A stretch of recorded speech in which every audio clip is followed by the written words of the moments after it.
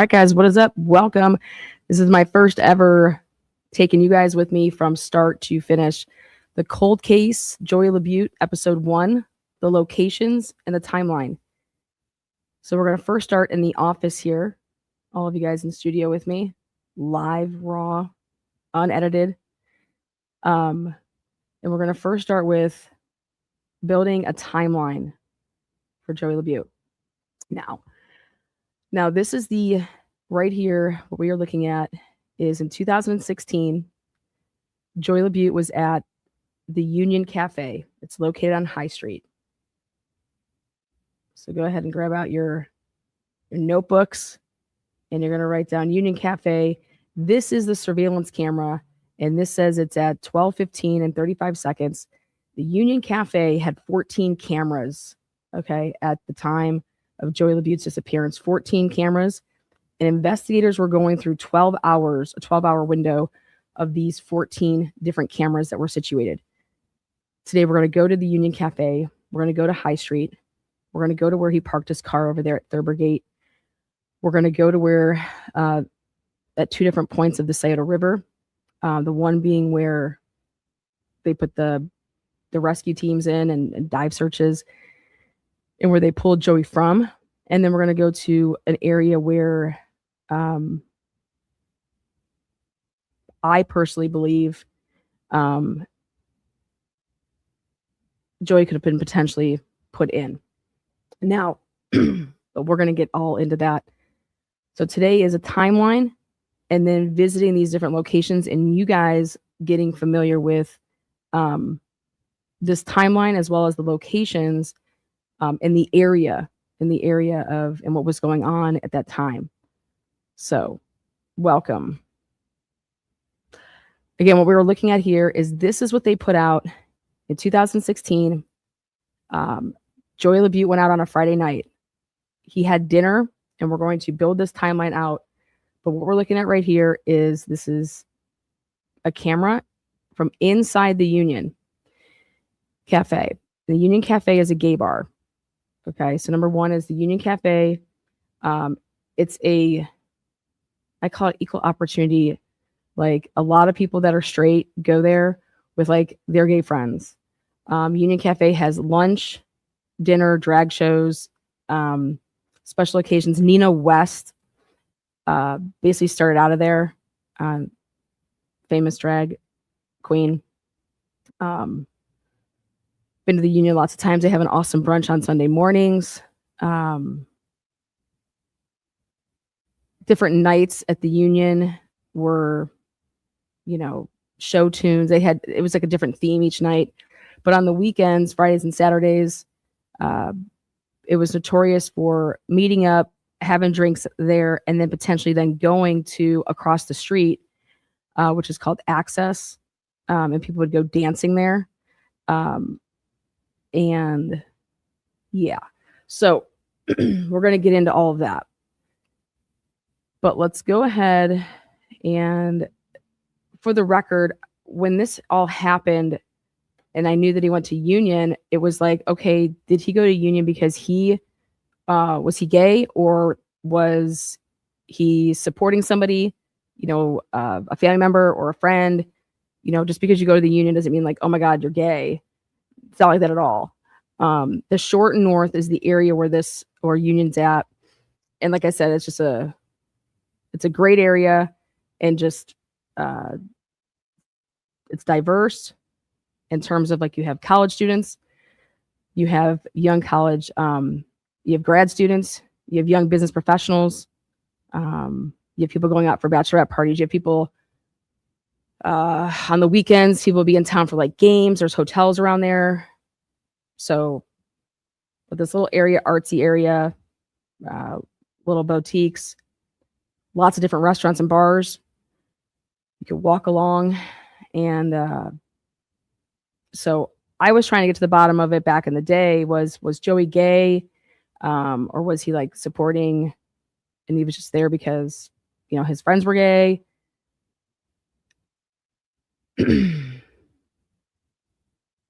But here, this is the camera, and this is what they showed the public. Here we have him at 12:15.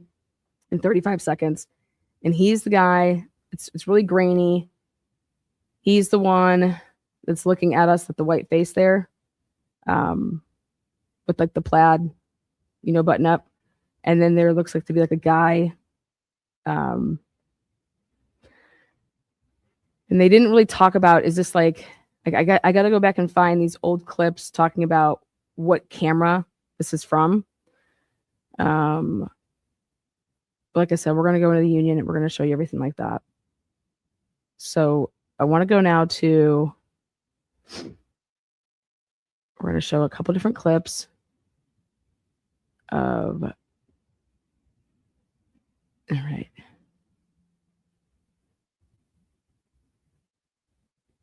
It's been horrible. It's been so bad. I know. He used to give me void bears every year for my birthday, so I've got like some void bears in here. Oh, yeah.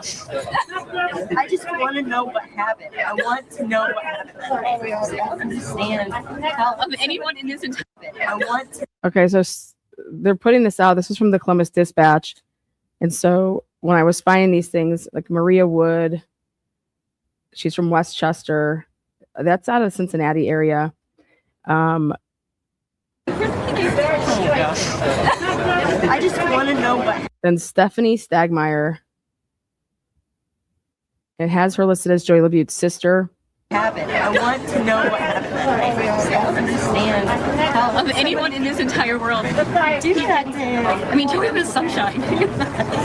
You were so happy about everything. That's what I don't understand. They say it was Maria and Bria. I just want to know what happened. I want to. This is called Remembering Joey LaBute. This was posted by Columbus Dispatch. They were down at I thought it was a March 31st, 2016. So this was right after they pulled him from the water. Okay. So he disappears March 4th into March 5th because March 4th is a Friday and March 5th is a Saturday. And so then he is found right before this. So he was basically missing for 3 weeks and then they find him in the water. Know what happened. I don't understand how of anyone in this entire world did that day. I mean, Joey was sunshine. You were so happy about everything. Now the coroner, when they did the autopsy, the coroner said that there was no drugs in his system. Obviously, he had alcohol in his system, and that there were no exterior signs of trauma. Okay. I have not gotten my hands on the physical autopsy. I would love to. So we're going to be trying to do that. That's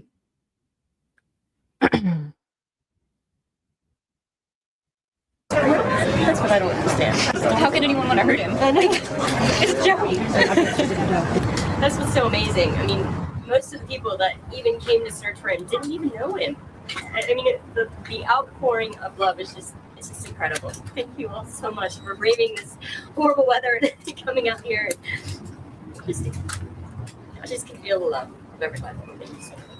And our hearts and minds are with the family and friends and community of Joey. Aaron, who's Aaron Eckert? Would love to see if any of these people would like to talk, I think also on this evening in particular, which is the 10th anniversary of Brian Schaefer's disappearance, it calls us to remember. It calls us to think about hate violence. It calls us to think about folks in our community, to think about hate violence. See how it says hate violence? Okay. So that's what I was looking into back when I was doing this just by myself in 2016. I was like, was this a hate crime? Because what was going on at the time, right where Union's at, that strip that we're going to go down to, we're going to take you over where the convention center is. The Arnold Classic was going on. And I'll show you guys some clips of what the Arnold Classic is all about. It's a convention for bodybuilding. And people come in from all over the world. And something always freaking happens on that weekend.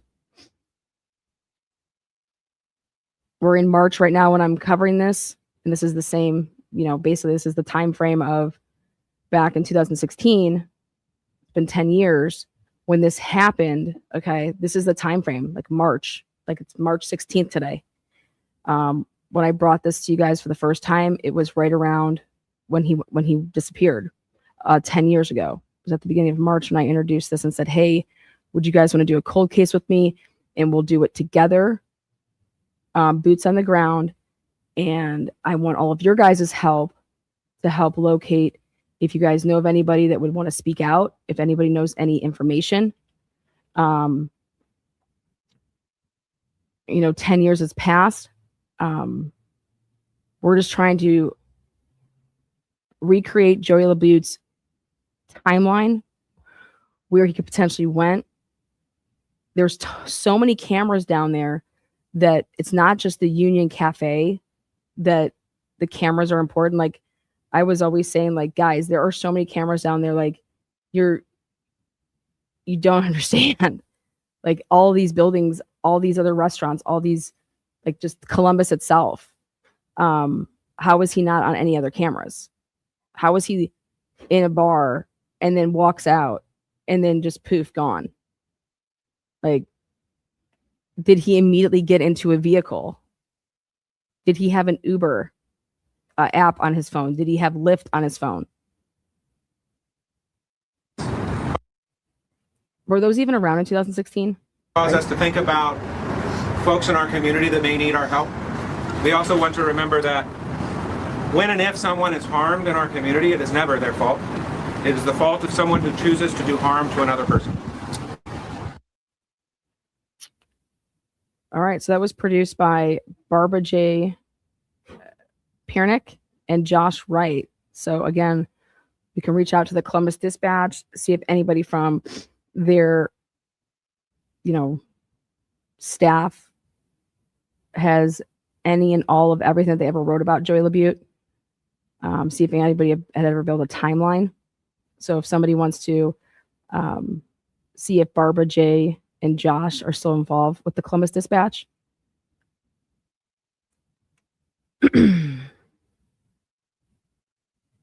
Okay, next up. Now,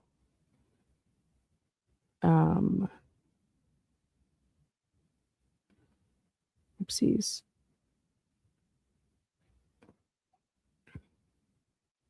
I know that Uber was around. I used to use them in Florida for work. All right, we're going to go to, this is where I got the information on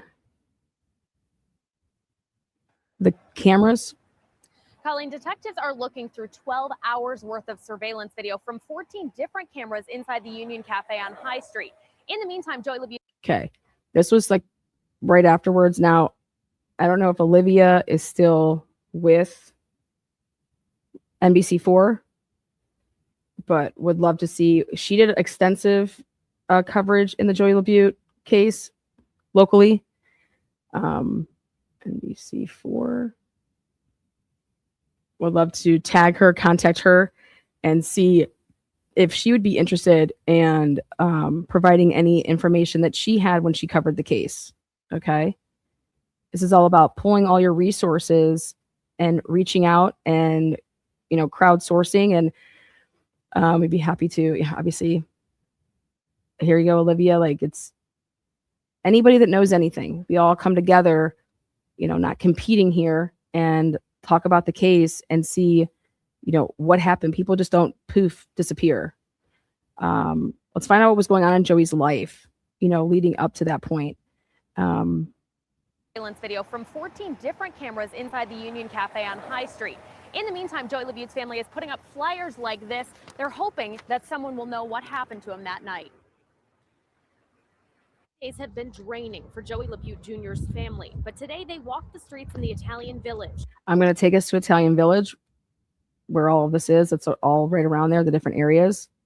Tucking flyers underneath windshield wipers and speaking to people walking by. The more area we saturate with the, putting his face out there, or, any.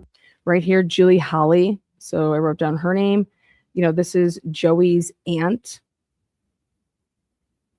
anybody anywhere might not live down here, but could have seen something. The 26-year-old was last seen at the Union Cafe on High Street in the Short North. Kind-hearted, very, he's social and has a lot of friends, very likable, but he's not on the bar scenes, if you want to say. His aunt, Julie Holly, says LaBute works full-time at Morgan Stanley and is a graduate of OSU. That's absolutely correct. So you can put down Morton Stanley. It's right there. But he's not on the bar scenes, if you want to say. His aunt, Julie Holly, says LaBute works full-time at Morgan Stanley and is. Now, Morgan Stanley, I believe, had 2 locations at the time. There was one that was located downtown. So let me just double check that.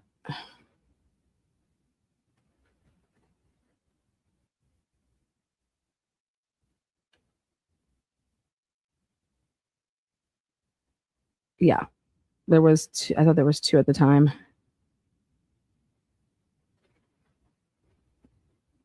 Morgan Stanley Financial Advisors, 4449 Easton Way. So that's over in Easton, which, funny, that's where Tyler Davis went missing. I thought there was one downtown, though. Maybe I was wrong. Has it always been out there? That would make sense as to why he was living in Gahanna, though. Okay, so Easton. Now, Easton's like 15. It's a suburb. It's a suburb area. It's Columbus, and it's where the big outdoor mall is. A bunch of awesome restaurants, hotels. I mean, it's a great area. 15, 20 minutes from downtown where this happened, where he was abducted or disappeared or whatever. And where he lived was Gahanna.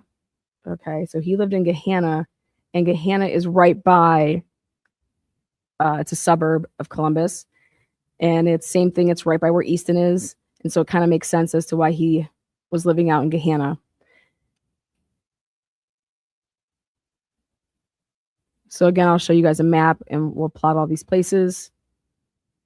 What's nice about Columbus is it's just basically like, I'm going to use Hector here.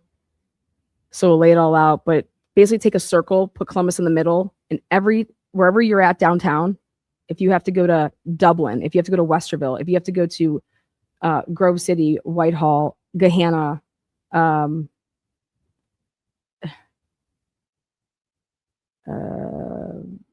Hilliard, everything is 15 or 20 minutes. It's like, here's Columbus in the middle, and then take literally a 15, 20 minute radius around Columbus, the city, which is Ohio State, the Short North, Arena District, High Street is where all that's at. It's all branches off. I'm trying to think. Italian, all of that stuff. Italian Village, German Village, OSU's campus. OSU's campus starts like the north end of it, and the south end would be like German Village. And then all those little spots are in between, which is all in that downtown area. So I'll put this all on a map. But you have, if you go with your circle radius, it's called 270. And you have 71 that goes right through it. And so 270 is like a freeway that kind of loops around. And you could literally drive on 270 in a circular loop and just circle all around Columbus. All right. And so all of these suburbs of Columbus are like, if you're in the middle, Grandview, Columbus, you are 20 minutes away at max from downtown. So like, let's say that, I'm trying to think. Dublin, from Dublin to Gahanna, the same thing, because you're taking the 270 around. I mean, if you live in this area, you can literally say that you can get to any place that you live in 20 or 30 minutes. No joke. Love it. Columbus is in the middle of the state of Ohio. A graduate of OSU. 4 days after his disappearance, she and other family members are beyond worried. I'll be honest, there's all kinds of emotion. Today, we've been running on adrenaline. For now, they're relying on detectives to find clues from surveillance video while they distribute flyers all over. And no matter where they live, get them out there. You know, we know that he was last seen in the short north. However, that doesn't always indicate that's where he might be now. If you think you might have seen LaBute sometime this weekend, here's what he looks like. We're told he's 5'9", 135 pounds with brown hair and brown eyes. We're told he was wearing a brown and blue flannel shirt and blue jeans when he was last seen. If you have any information, you can give police a call at this number at 614-645-4624. Live in Columbus, Olivia Fecto, NBC4. Okay, now. It's been nearly a week now since Joy LaBute Jr. was last seen at a bar in the Short North. Today, his friends and family are speaking to NBC4 about their fears. The 26-year-old was out with cousins and friends at the Union Cafe last Friday. And that's where Olivia Fecto joins us live tonight. Olivia, his family must be terrified. Yeah, Allie, we and they are still waiting for Columbus police to release the surveillance video from here at the Union Cafe from last Friday night. And his family tells me they are hoping to see that video soon. Right now, though, every day that's the video that I just showed you guys at 12:15. So what I've been able to build so far is Joey went out to dinner, and some people were calling it a date. Okay, but let's just put dinner at 8. Then he arrives at Union Cafe at 10 p.m. And then that's him on the Union Cafe surveillance at 12:15 a.m. So he arrives at Union at 10 p.m. And 12:15 a.m. That's the camera. Also, before he arrives at Union Cafe, again, I'm going to put all this on Hector for you guys. He parks because he used to live before he moved out to Gahanna. He used to live and he had a parking pass for Thurber Gates Apartments. And I'm going to take us there, show us what basically I think they meant by this. And that's where he parked his car. And then so he parked his car. That's where he normally would park. And then he walked from there. He walked to the Union Cafe. I'm going to walk that with you guys. Okay. passes is amplifying their fears that something may have happened. I just want him to come home. Through the years, Stacy Regal says her cousin Joey LaBute Jr. has been like a brother. We would argue, we would have fun, we would laugh, we would play video games. Like we've just always been really close. Okay, so Stacy Regal is his cousin. Last time she saw her cousin was Friday, the night this photo was taken. So this photo is from Friday night. That's the Union, and how I know it's the Union is that mirror wall that's behind them. I'm going to take us in there and I'm going to show you exactly that, unless they've changed it.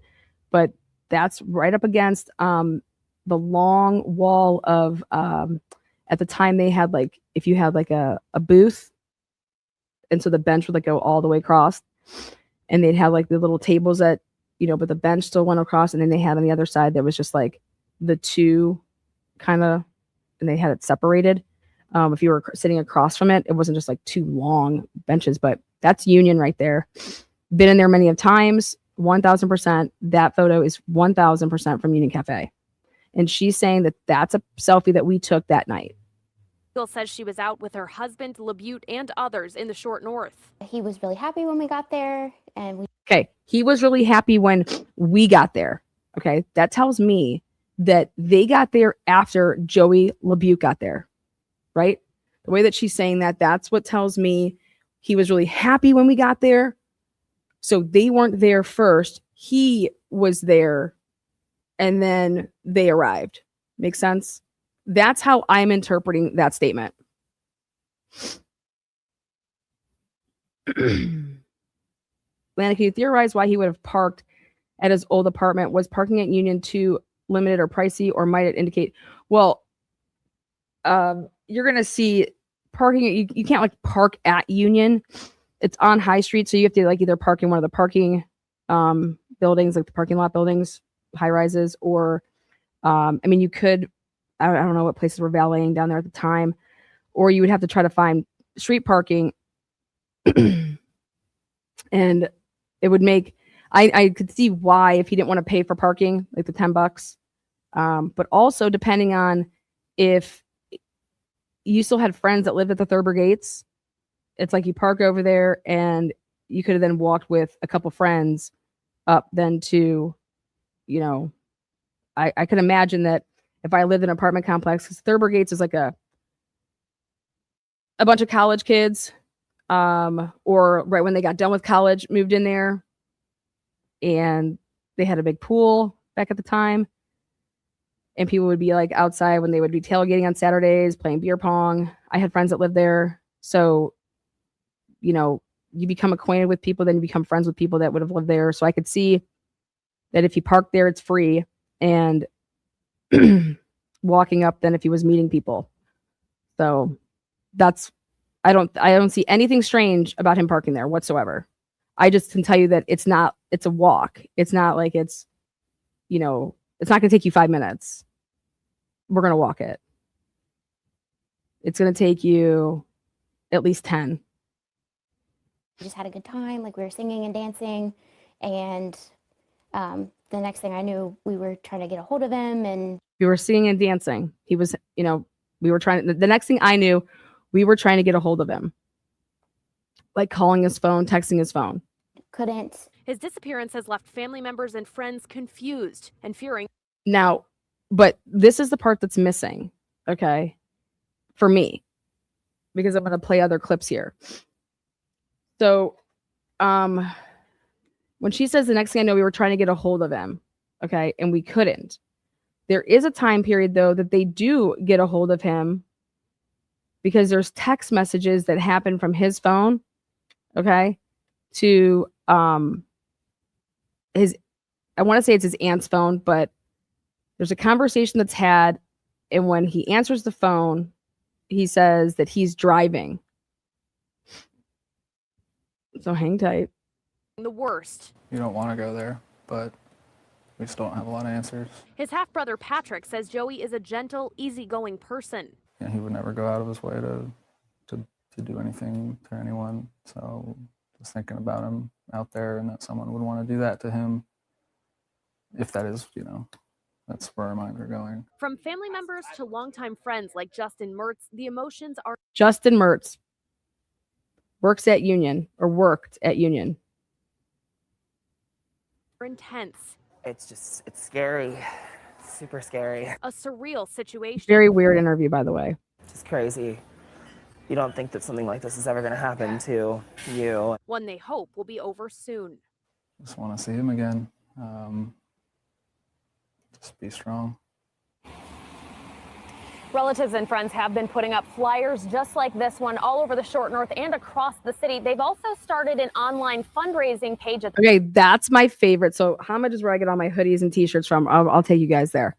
Right here, one of my favorite stores is this Turkish store right here. Oh my God, I love this man. We're going to go in there as well. Okay. At this point, they've gotten more than the short north's an awesome area. $12,000 in donations. But I've parked on there on a side street before, on 2 different occasions over the time that it was actually, I can go back all the way to like 2010 to 2026. On 2 different occasions, this was back now, before 2016. So between 2010 and 2016, my window on my vehicle was bashed in on 2 separate occasions.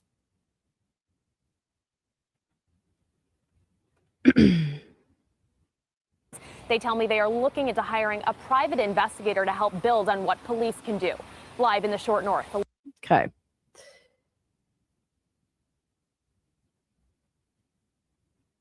So I was like, all right, I will not be parking on any side roads anymore. Now, here we go. This is kind of what blew my mind. I want you guys to watch this one. Okay. To process, even for those who didn't know LaBute well. It was his body recovered from the Scioto River this week. For weeks, police have been investigating as family and friends continue to search the Short North and surrounding areas. The 26-year-old was last seen more than 3 weeks ago at the Union Cafe on North High Street in the Short North. He was out with friends and family who say the young man disappeared at some point during the night. His body recovered about 3 miles away in the river near Scioto Audubon Metro Park on Tuesday. NBC4's Olivia Fecto, she's live now at the Union Cafe, where some of those who attended the vigil. Olivia? Well, Mike, with the rainy weather tonight, that vigil earlier this evening at Goodale Park was cut short, with some family members, friends, and community members coming here instead to the Union Cafe. One friend we spoke with tonight said the discovery of Joey's body doesn't bring him any closure. We kind of assumed, but we had hoped that it wasn't, and then today, Okay, now watch this. Then after the discovery of his body in the Scioto River, questions about Joey LaBute Jr.'s disappearance continued to plague his friends and the community. I think in times like this, it's very hard when we don't have the answers that we want, when we don't have the how and the why. At the gazebo in Goodale Park, a vigil in LaBute's memory. Closure doesn't exist to me. For Okay, ready? Here we go. gazebo in Goodale Park, a vigil in LaBute's memory. Closure doesn't exist to me. For Brad Bonacci, who met Brad Bonacci. How do you think you guys would spell Brad Bonacci? Okay, Brad Bonacci. How do you think you would spell that last name? Now, ready?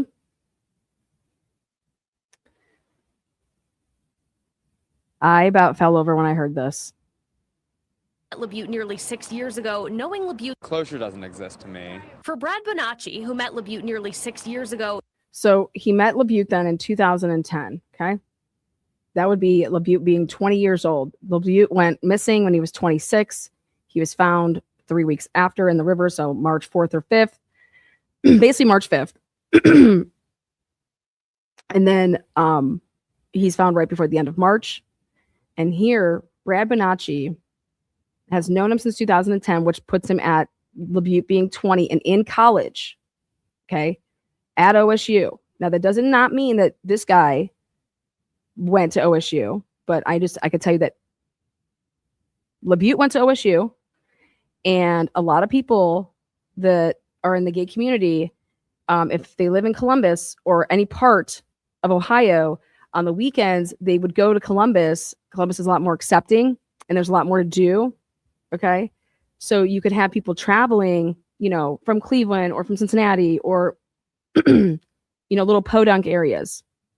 Just throwing that out there to understand that just because we don't know where he's from, he could be from Columbus, but he would have met Joey LaBute when Joey LaBute was in college at the age of 20. Now, I personally believe that Brad is gay. I don't know, just something about him. Just my gaydar goes, wah. Knowing LaBute's body was found brings no relief. He says it never could. I would never get to say goodbye. I would never get to say I'm sorry for anything that we ever had or any ill will. It's a What? Right there. I could not believe when I heard that. I never got to say sorry for any ill will. What? I was like shocked. So I was like, oh, got to play this for you guys. For Brad Bonacci, who met LaBute nearly 6 years ago, knowing LaBute's body was found brings no relief. He says it never could. I would never get to say goodbye. I would never get to say I'm sorry for anything that we ever had or any ill will. It's a difficult emotion to process, even for those who didn't know LaBute well. We are a whole as a community, and there's no separate parts. And when one is missing, we all feel for that. I think it is a relief for some people, because I think a lot of people thought, it wasn't going to end well, and now at least and you're not wondering what's going on. But, imagine the family and stuff. That's not the answer you want to hear. And the coroner said today it could take 6 to 8 weeks to get those toxicology reports back. In the meantime, police are continuing to investigate why LaBute ended up in the Scioto River. Live in the Short North tonight, Olivia Fecto, NBC4.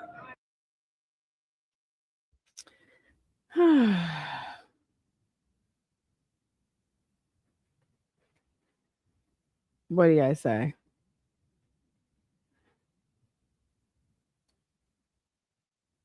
What do you think about that? I never have to say sorry for any ill will. Like, what? I would not be saying that to Channel fucking 4. I'm just saying, me personally. You know, I never got to say sorry for any ill will. Okay. So back in 2016, when he was missing, again, I didn't have a YouTube channel or anything like that, but I was totally invested in this case. I went looking for Joey. All right. I went to the river. I knew he was going to be found there, and he was literally found. And actually, when I went, they have amazing, like, it's like a park area, and they have amazing trails. So you could push strollers, you know, you could ride your bike, people go skating, whatever. But here it was March. It was actually nice weather there at the end of March too. I remember went for a walk and I was like, hey, I'm going to go walk down there a little bit. I'll be right back. I wanted to go there. It was like, I knew he was going to be found there, and he was literally found within 48 hours right there, maybe even less than 48 hours. I just didn't have, you know, a little towboat to go into the water with.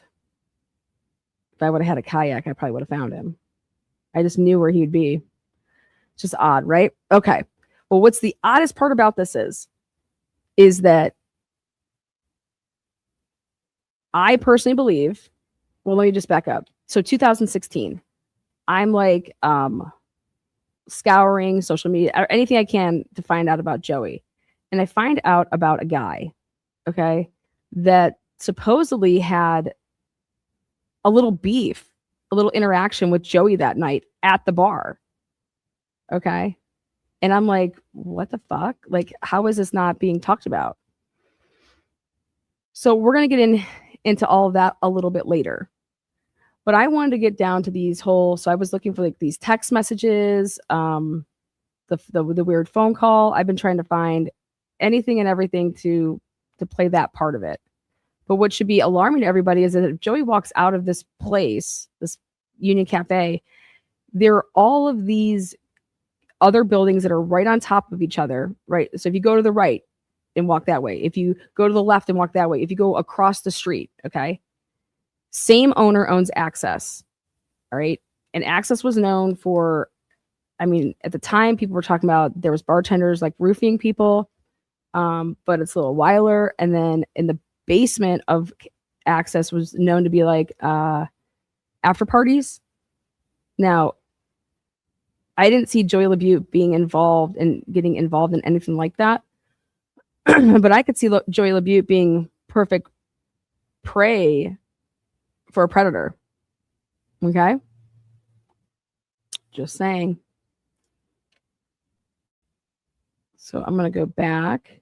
So I thought it was weird that they never showed any video of any of the other, you know, bars, or, you know how we saw Kaylee and Maddie walking with Jack D on the street like that. Nothing has ever surfaced.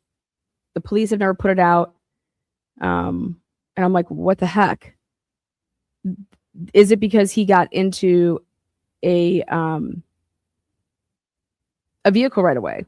Like I was saying, like an Uber or a Lyft, but why wouldn't he say goodbye to like his, you know, his cousin, what the heck? Like, hey, I'm just going to peace out. So let's go to, if we go, I'm going to pull it up. Type in Joey LaBute Reddit.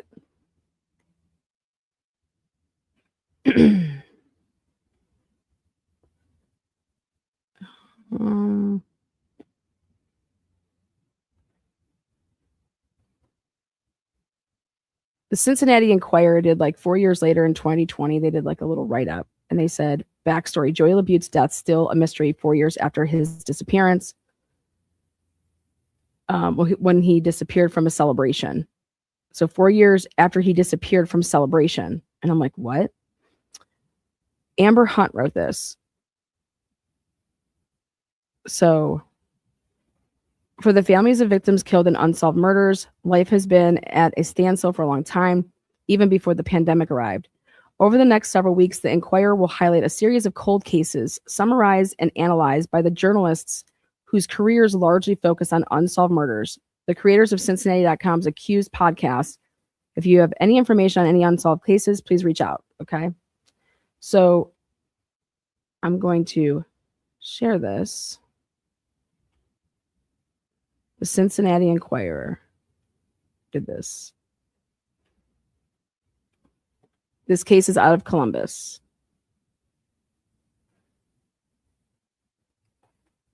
So here we go. The crime. On any given Friday, you'd be far more likely to find Joey LaBute Jr. relaxing alone in his Columbus apartment than out bar hopping in the college town, but he made an exception on March 5th, 2016. It was the last day anyone saw him alive. LaBute, who had been born in Cincinnati in 1990, had gone to the Union Cafe in Columbus Short North neighborhood with his cousin Stacy and her husband. Now, he did not go with them. He met them there. So, first of all, this story, like I'm a big detail person. Okay? Like, get the details right. Joey LaBute met his cousin there. That's what unless they are talking about the fact that did Joey LaBute go to dinner with his cousin, because this is what I've always tried to figure out. Who did Joey go to dinner with at 8:00? Because did they go to dinner at 8:00 and then walk over to the Union? All right. And why this would matter is because did he first meet up with his cousin and her husband at the place where they were having dinner? And that's why she's saying, when he got there, or when we got there, he was, that to me, it's just like y'all didn't go there together. You met there. So which place did you meet at first? Was it the Union or was it beforehand somewhere else? So it says the trio met some other family and friends at the popular bar. See how it says the trio met? So it's like Joey, Stacy, and her husband, wherever they were beforehand, then the trio met some other family and friends at the popular bar, which was even more packed than usual thanks to the annual Arnold Sports Festival being in town that weekend. Yes, it's true. That event, which is named after Arnold Schwarzenegger and held in Columbus for some reason, draws about 22,000 athletes. That's just the athletes that compete from 80 countries to compete in amateur and professional strength events with categories like Ninja Warrior and Arnold's Strongest Teen. They lost track of each other late in the night. Wendy Ryder, who's Regal's mother. So here we go. Wendy. And that would be Stacy's mom. Regal tried calling LaBute's cell phone but got no answer. But that wasn't surprising in a loud, crowded bar. She also sent texts but heard nothing back. Still, she didn't think much of it. Why would she? LaBute was 26 and had lived in Columbus for several years. He drove himself to the bar, so surely he could get himself home. But there was still no signs of him Saturday or Sunday. Now, this is what doesn't make sense to me. Did they not get the memo that he was in touch with people and he did text with people? By Monday, the police were involved, and so was the local news. By Monday. Weeks passed, and then finally LaBute's body surfaced in the Saddle River. Maria Wood of Westchester breaks into tears, remembering her longtime friend, Joey LaBute. I showed you guys that. The mystery. Surveillance video captured LaBute leaving Union Cafe alone at about 12:30 a.m. So the 12:15 footage that we have is him inside the bar. Then they're saying there's footage of him leaving the bar alone, but they've never released that at 12:30. The footage has the grainy quality that all such video have, but it's clear enough to see LaBute wearing a checkered shirt shimmy past a bald man heading the opposite direction. That was filmed just as Friday gave way to Saturday. On Sunday, his family went looking for his car, and they found it where he parked it 2 days earlier. And now my question is how did his family know where he parked? You know, think about it. Unless you talked about it. Like, when you were out that night, oh yeah, sorry, it took me longer to, like, I parked over at Thurber. Like, you get what I'm saying? Like, there had to be some type of conversation.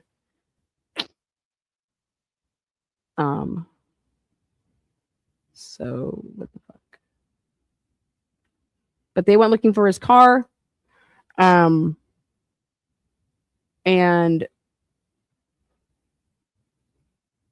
Ryder said his loved ones tirelessly searched for him, passing out flyers and talking to reporters to keep his story in the news. When his body was found March 31st, it seemed to raise more questions than it answered. For starters, the body was found in an area that had already been repeatedly searched. Okay. Now, that is true, because I immediately said, you get your ass in that Toyota and we're going to go down there. But how was it searched? I mean, when they say that it was repeatedly searched, I just don't know. But it was. What's more, the cause of death wasn't drowning. His autopsy showed no water in his lungs. None. Okay? Cause of death is undetermined, but the manner of death has been ruled a homicide. What? Cause of death is undetermined, but the manner of death has been ruled a homicide. And you could say, well, why would that be, Lana? Well, because you were dead before you, like, dead people can't put themselves in the water. Okay. Lana, do you believe that he was in the water the whole 2 weeks? It was like 3 weeks, but I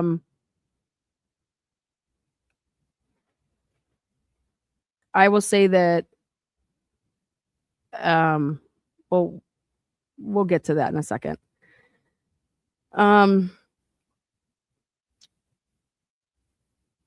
Sound familiar? If this case is causing you some deja vu, you're not alone. Now, this is what I don't understand. This case is not deja vu to me, because Brian Schaefer was never found. In 2006, 10 years earlier, another brown-haired, big-hearted, mid-20s man disappeared after security footage captured him leaving a Columbus bar. In the case of Brian Schaefer, however, no body has ever been found. Also, there's a big X factor here. Brian Schaefer is not gay. Not that I know of. And also, there's no video surveillance of Brian Schaefer ever leaving that bar. So, the frustration. Our inquiries to the detective assigned go unanswered, Ryder said. So this is what piqued my interest here. All right. So our inquiries to the detective assigned go unanswered, Ryder said. It's no doubt tough dealing with grieving families, but we've always found that communication with them goes a long way. Like, what the heck? Like, how can you not, Ryder said that the family would like the case to be declared cold to get a fresh look, which seems a reasonable next step considering 4 years have crawled by with no movement. This was in 2020, okay? Now it's 2026, and it's been a total of 10 years.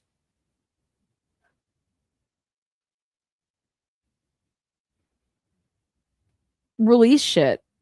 This is ridiculous.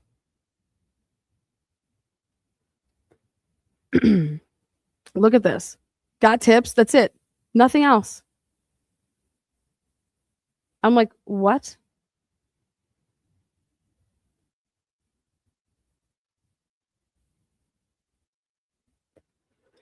So I said, okay, well, let's check out the accused. So let's go off of that.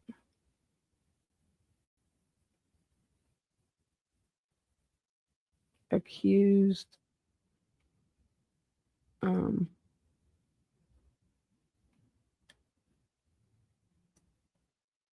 podcast Joy LaBute.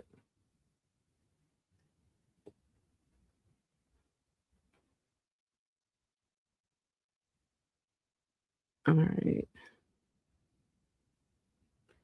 One night out shouldn't place you in danger. On March 4th, 2016, a man who normally preferred a night at home decided to change things up and go out with friends, a decision that ended up costing him his life.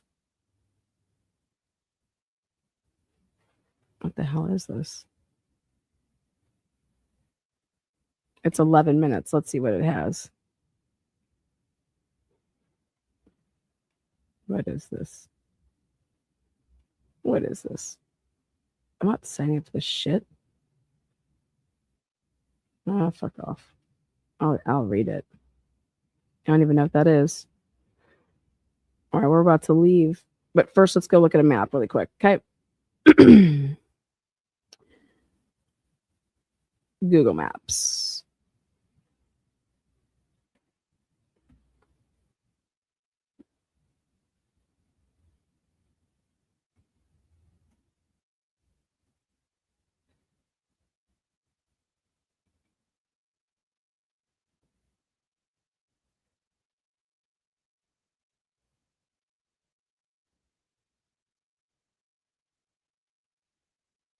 Now, remember, this was 10 years ago, so there's different places that are there now. But, all right, Union Cafe. Yeah.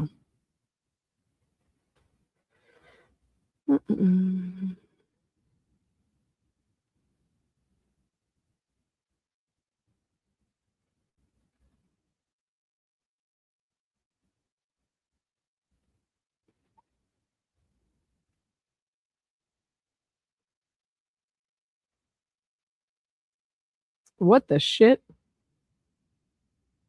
All right, there we go. Yeah, can you guys see this? Yeah, we're moving now. All right. So, welcome. Right here is Union. This is High Street. Hull Alley. Okay, so High Street.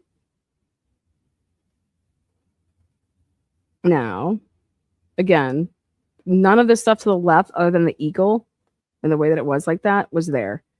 But none of that, like there was no high rise, none of that shit to the left. Now, this was this little alley. I'm going to show you guys something.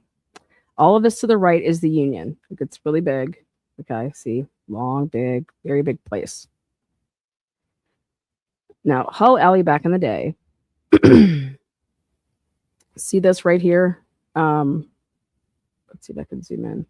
This is the back of Union. Oh, boy. What the fuck just happened to us? What the shit? Why did we just get booted? This is not the street that we need to be on. Okay, right here. Perfect. Now, right here, behind this shit right here.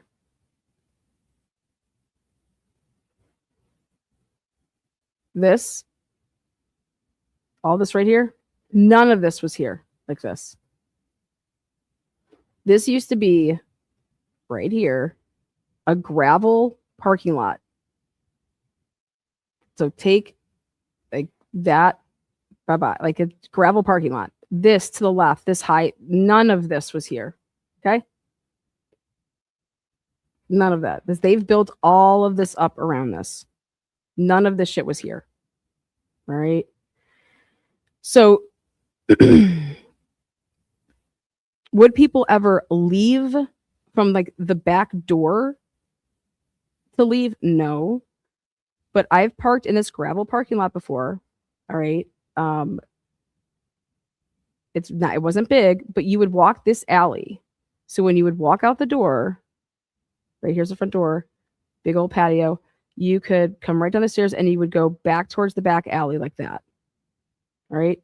Or you could walk out the front door and then here you are on High Street. All right. And I mean, where'd you park at? So a lot of people, so for him, what he did that night and where he parked right here is Hubbard Grill. You would walk down Hubbard. If this is the way that you went, if you just went home, all right, you'd walk all the way down Hubbard to Neal. See how that's Park Street? I mean, he could have cut across Park and then got to Neal. So we'll just go like this. If he did this.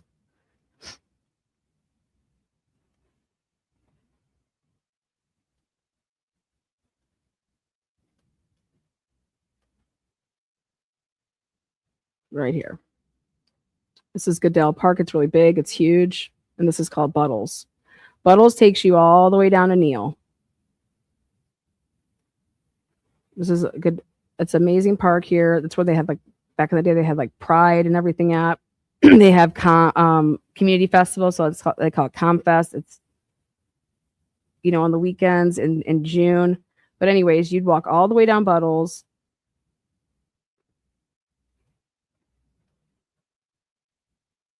Blah, da, da, da.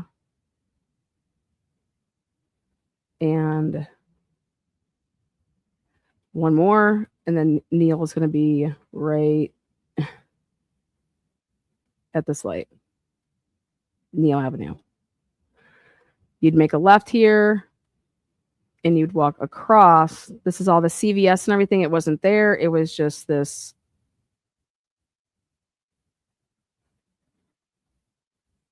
There was a grocery store right there. It was like Kroger or Giant Eagle or something. They redid all of that. Oh, yeah. Here's what it looked like back in the day. You see that? That's what it was like. Just like that on Neal Ave. There's a grocery store. And the CVS was inside or right up to it. Then this is right here where Thurber Gates would be. And you go down Collins. And right here on your right is going to be Thurber Gates. That wasn't there like that back then.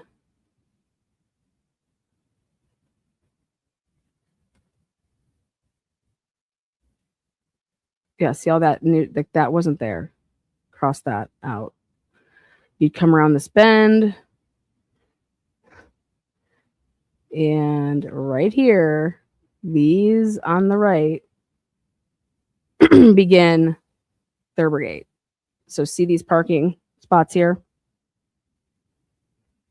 See how it says Thurber on the Thurber right there? See that?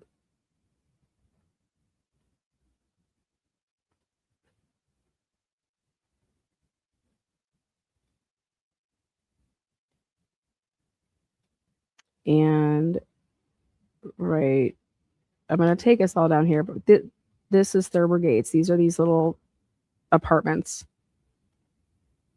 And in this area back in here, right here, in the middle of it, in this complex, is a big old pool. And it's like a big party that happens on over here. But these are the Thurber Gate apartments. And this is where he said he parked. And I said, you guys, you would park here, but I'm telling you, it's a fucking hike. All right. It's a long walk, right? Exactly. But I said there would be a couple reasons that you would do this.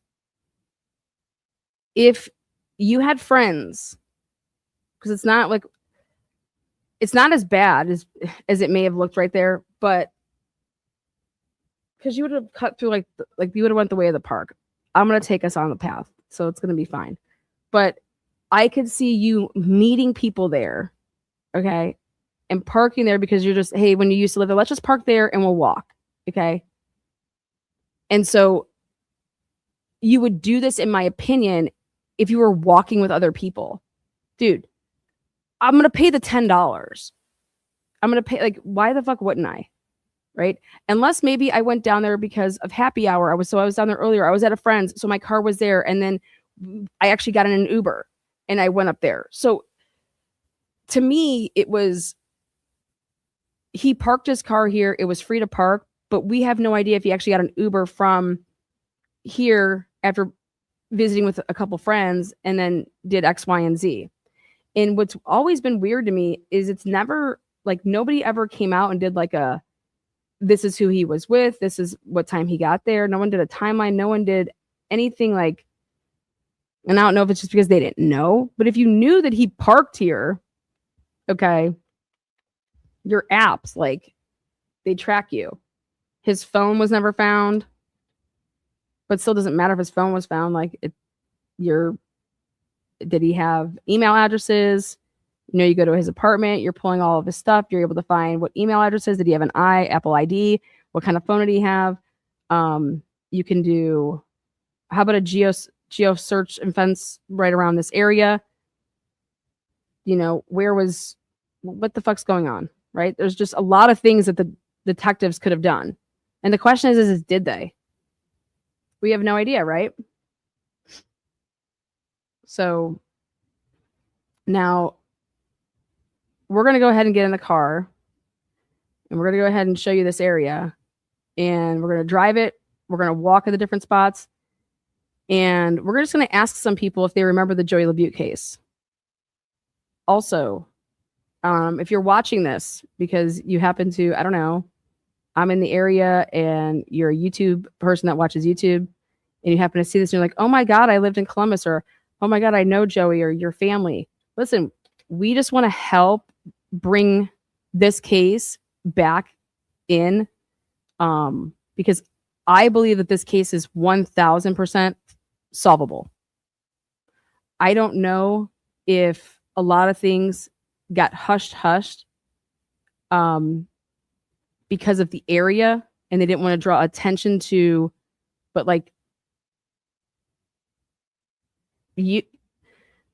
Stonewall and the ALC, this should have never got out of the picture here, because I would want to know, like, well, was Joey targeted because he was gay?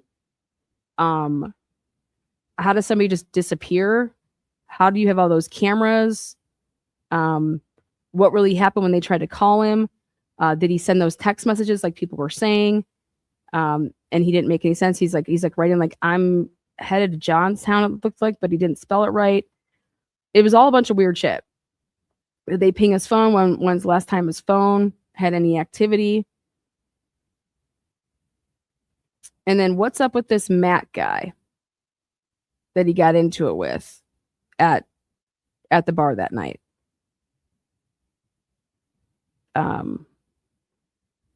Did Joey have any apps on his phone like Tinder, Grindr, Plenty of Fish, whatever the hell is out there? Did he have an active dating profile? And then we get the Arnold people. I can't see Joey just walking off and some guy or girl is like whistling and he's like, yeah, I'm just gonna go walk into your car, you know? So and then we're gonna go to where the water is.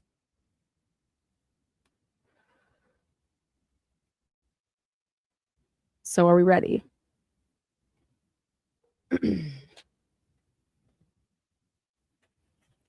So if anybody is watching, I'd love to talk to Julie Holly, Joey's aunt. We're going to see if we can get any information on the autopsy, the coroner's report. We're going to see if we can get any more information on the 12:15 camera, the 12:30 camera. There were 14 cameras at Union. How many cameras actually did they ever have him on? When do you have him actually arriving? When did his family actually leave? Okay. Todd Goodsight, Brad Bonacci, Maria Wood, Stephanie Stagmeyer, Aaron Eckerd from the Bravo, whoever that guy was, Olivia from NBC4, anybody from Morgan Stanley who he worked with. Where did he actually live in Gahanna? What apartment complex? Any of his neighbors? You know, before he went missing, was anybody over there? Was there any arguing going on? Did he have a roommate? I think he lived alone. His half brother, Patrick LaBute, anybody out of Cincinnati. I know his dad wants to get things drumming back up again. So Mr. LaBute, we want to help. We can be boots on the ground. We'd be happy to put back out, flyers. In 2016, what else was going on?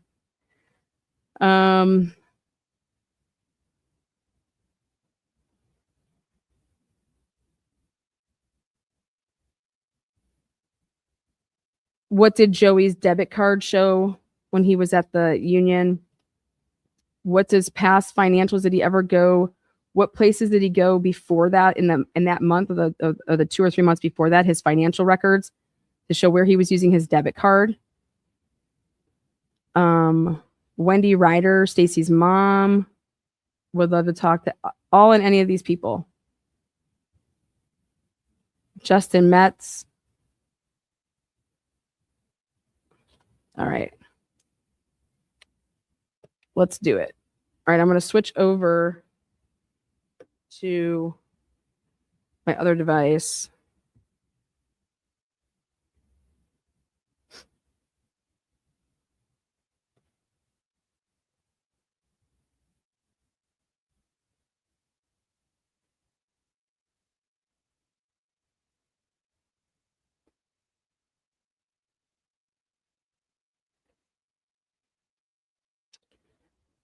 Field trips, yes. All right, hold on one second.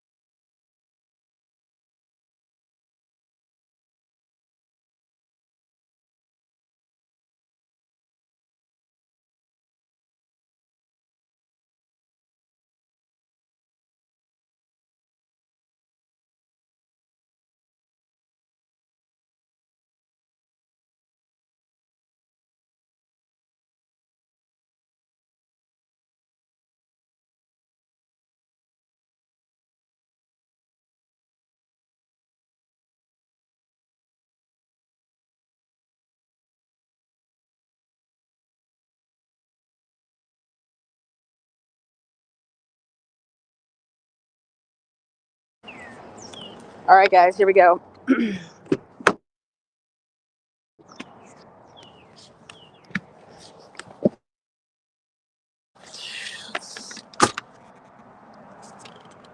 Field trip time. Field trip time. Let's get the settings here. Everybody can hear, right? Is that right?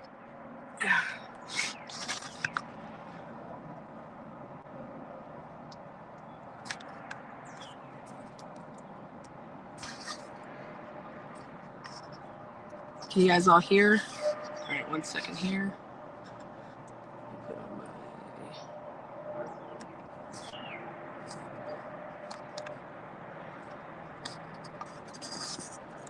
Loud and clear. Sweet. All right, we're gonna put on the camera and everything here in just a second. JLR, boots on the ground for you.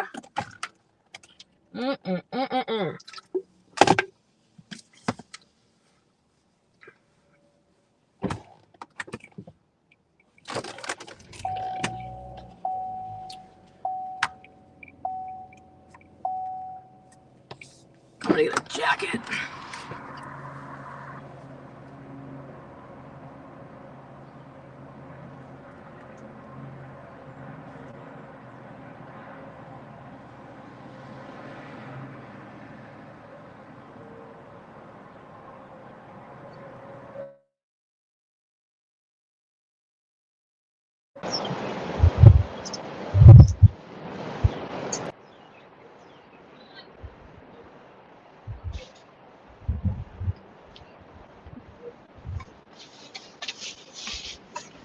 Guess who we're gonna bring with us?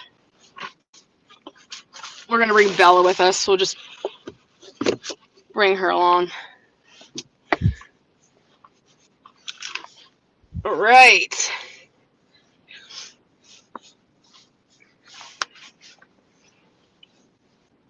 Do me a favor, guys. Thumbs up the video or thumbs it down. Either way, you have an opinion. Make yourself known. Bella, welcome to the game. The game of Cold Case. Here, you're on this real quick. We're live, so welcome. Oh, hi everybody. Live to record. How are you? Getting better. Do you think that we could call what do you call it? Columbus and ask them if they have any records on the Joey LaBute case that we can maybe pick up? We can make a couple phone calls. We're doing everything live to record. Oh, we are? And we're so doing we would do all that live? We're doing everything live with the help of the whole entire army. Oh, okay. So this is a cold case that we're taking everybody with us because we want all hands on deck to crowd source and to get Joey LaBute's case. It's been back in the limelight. What a mystery, huh? Yeah, so here we go.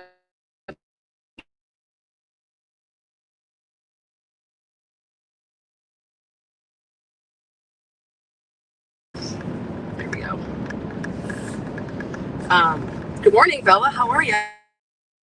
Medicine? Oh, you're not feeling too well? No, I got your cold. Well, what do you want we can't all be awesome with this awesome immune systems that we don't have. That's my pads. You can have the pad. You can have the pen. Ooh, oh, it just got a little weird. It's just twerking. It's just twerking. There we go. It's cold, you guys. So, we want to talk a little about Joey LaBute to bring you up to speed, if you don't know. Joey LaBute, 26 years old. He's the dude that went into the bar and you see him going in, right? In one elevator? No, that's Brian Schaefer. Okay, so tell me about Joey LaBute. Okay, so Joey LaBute in 2016, he was 26 years old. So 10 years ago. So today he'd be 36. Okay. All right, so I believe he was either coming out as being gay or everybody knew he was gay, but he went to the Ohio State University. Then he graduated and he got a job with Morgan Stanley over in Easton. And he just a normal kid, just working and goes out, hangs out with family friends on the weekends, not like a big partier or something like that. And here at the beginning of March, it's the Arnold Classic every year. Oh, that's where all the crazies happen. That's just wild, yeah. People come from 80 different countries, and like there's 22,000 athletes that compete in this thing.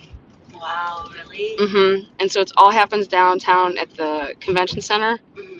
And so is it a week-long thing or like? It's like I think people come in like, it's like a Friday, Saturday, Sunday thing. Oh, weekender? Yeah, so a lot of people come in like they do Thursday, Friday, Saturday, Sunday. 22,000? 22,000 athletes competed in 2016, 80 countries. And that's just the athletes. So then you have all the spectators. Yeah. Yeah. Yeah, it's a lot of athletes. Yeah. A lot of athletes. Okay. So, here, can you plug that into there? Okay, perfect. That shouldn't have changed anything. I just want to keep. All right. So, Anyway, Okay, so what we're gonna happened do to is the dude. So we're gonna retrace the steps here. It was 2016. He goes to the Arnold Classic. No, he didn't go to the Arnold Classic. He just went downtown, and so we're gonna go to the area of the Short North, Oh, fun. and we're gonna show everybody the area where he parked, then where So how he walked, how he went there, where he went. He goes to the Short North, and then it's during the Arnold Classic. Well, the first thing that's really whack is that no information was being presented, but there was also no media. It didn't make national headline news, but I felt like there was no media pressure, like with the Tepe murder case. Okay, I felt like, I felt like multiple media outlets, right? Yeah. So, in 2016, you can use Uber, you can use Lyft, right? Was Lyft around back then? I mean, we can double check, so we're not talking, but yeah, we'll do that as soon as I put my leg warmers on here. It's freezing, y'all. So he basically was inside this bar. Which bar? The Union Cafe. It's a gay bar. Okay. And Union does make really extra strong stiff drinks. Okay. That's like a known thing. Back in 2016 too? Always, yeah. Okay. Like, yeah. And so he's there from like, I don't know. They don't ever talk about actually what time he gets there, but I thought it was like around a little after 10. And then come 12:30, he is gone. But he never said like, hey guys, I'm going to go do this or I'm going to go do that. He was there with his cousin, Stacy, and her husband. Okay. And then they were obviously there and met up with, and they know people. Like it's a place where you would tell people like to like meet up. You know what I mean? Sure. You're not going as a third wheel. Yeah, no, you're going like with like you're meeting up with like a group of friends. Yeah. Or even just like acquaintances, like whatever you would want to call them. Was it a Friday night? It was a Friday night, yes. Okay. So we had to work that day. So he's working like 9 to 5, Morgan Stanley. And then I was told that he went to dinner, and I was told that he had like a dinner date. And so we're still going to get some clarifications on that. Like, did he have a date, or was it like a double date that he go with like his cousin and his cousin's, was it like 4 of them? Was it just those? Was it just him and somebody else? And then he met up with, and I had some of this stuff already all done. I was looking for all my old stuff. I just can't find it. He worked for Morgan, or Stanley. Yeah, Stanley. It's a financial advisor. Morgan Stanley. Yeah. It's a huge. Yeah. Huge company, right? Huge financial company. Yeah. They So he own was. Chase. They own Chase? No, that's Chase. They own Chase? Yeah. Oh yeah, I guess they did. Are you sure? You want me to ask the Google assistant? Hey, you know what? We should ask Google if they know anything about Joey LaBute. I'm literally your Google assistant, so we can ask my Google assistant. Want to do this? Okay. Hey Google, tell us about Joey LaBute from Columbus. Okay, heard you. All right, so where we're headed? Oh shoot! Look, it's on this. I should probably take it off. We're taking 70 east here, Columbus. 26-year-old Kahana man who mysteriously vanished from a Union Cafe in Columbus's Short North on March 5th, 2016. Surveillance footage showed him leaving the bar alone around 12:30 a.m. during the busy Arnold Sports Festival weekend. On March 29th, 2016, his body was discovered in the Scioto River. The coroner's report indicated a high probability that he was already deceased before entering the water, yet his cause of death remains undetermined due to a lack of physical trauma. Key investigation details. Last communication. He sent a cryptic final text message, Janice Dioj, to a friend shortly before disappearing. Missing belongings. His wallet, keys, and cell phone were never recovered. Current status. The Columbus Police Department continues to treat the case as an open death investigation. His family believes foul play was involved.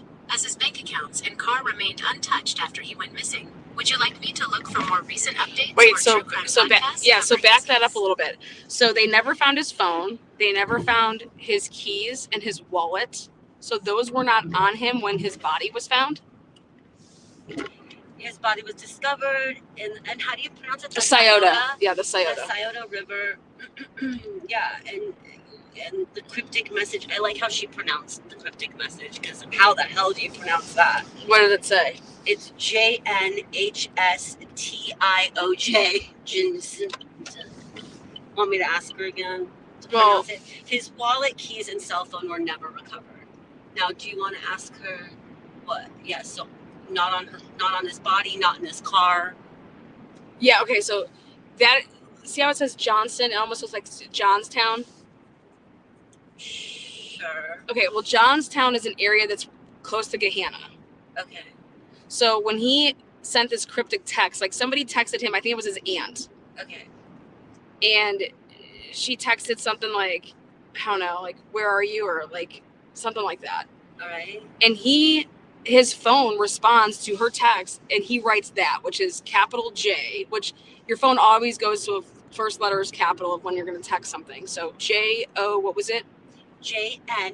Oh, J-N. H. Yeah. So it's like J-N-H. It's like the O he didn't hit the O, Johnstown. Sure. Yeah. I can see that. It has the same letters. Yeah. So what I believe he was saying. It has saying. the same number of letters. You know what I mean? I wish I could put it in chat so everyone can look at it. If someone wants to type this up in chat so you can all look at it, it's capital J N H S T I O J. And so what Lana's saying is that it looks like it could potentially be Johnstown. Johnstown? Yeah. It does look like Johnstown when you look at it. Yeah. So when I first saw that, I said, that looks like he's trying to say Johnstown.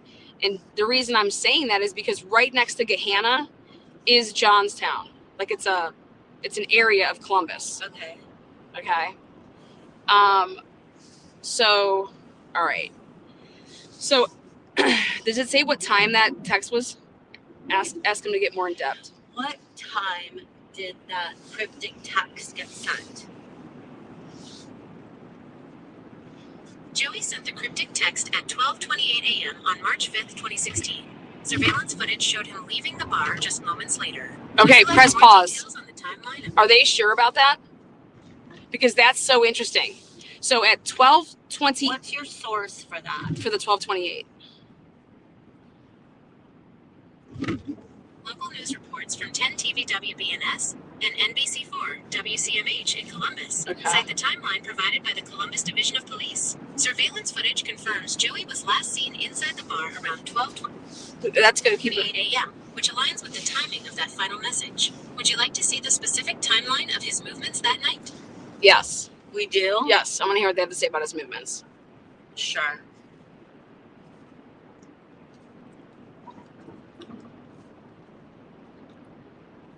Yes. Joey's movements that night are tracked through surveillance and witness accounts. 10:28 p.m.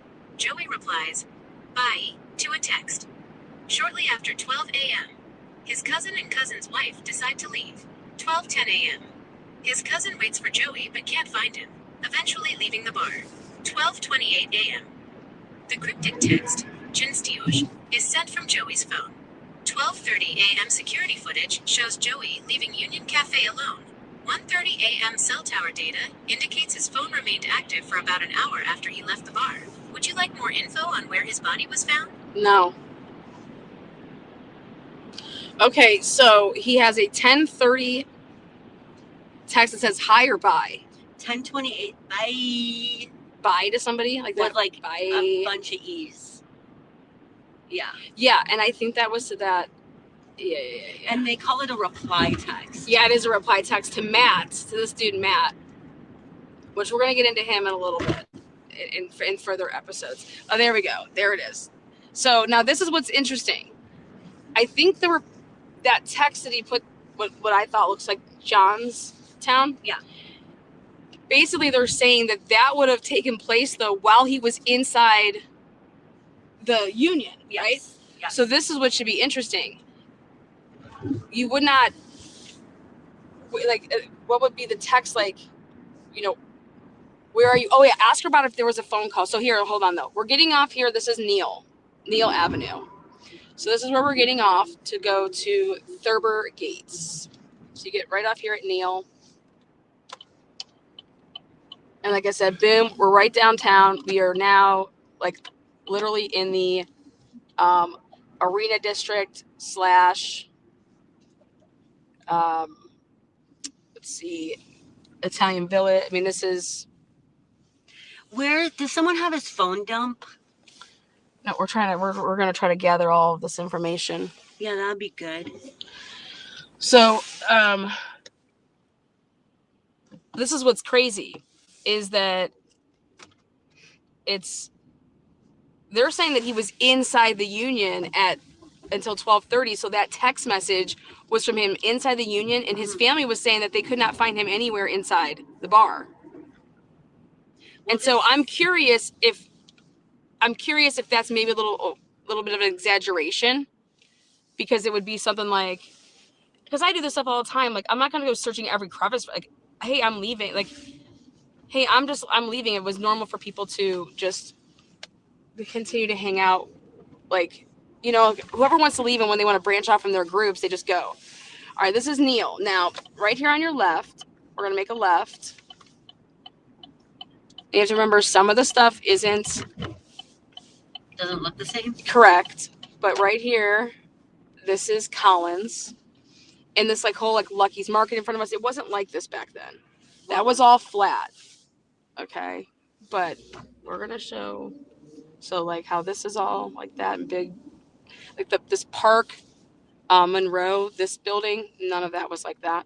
It was all that was it was flat, and it used to be a old like grocery store, like one of those old plazas, you know. A strip mall. Yeah. All right, these right here. Okay, all of this area back in here. This is Thurber Gates. All right, Thurber Gates. And Thurber Gates is an apartment complex, because this is where he parked his car. Okay, so he parked it in Thurber Gates. Yeah, because he had a parking pass here, which tells me that. So see this area? You could just like come in, you know, pull in one of the parking spots and park and get out and walk. But you need a pass to park. Well, here you're supposed supposed to, yeah. And then see right here. Okay, see, they all have passes on their windshields. We're gonna pull like this.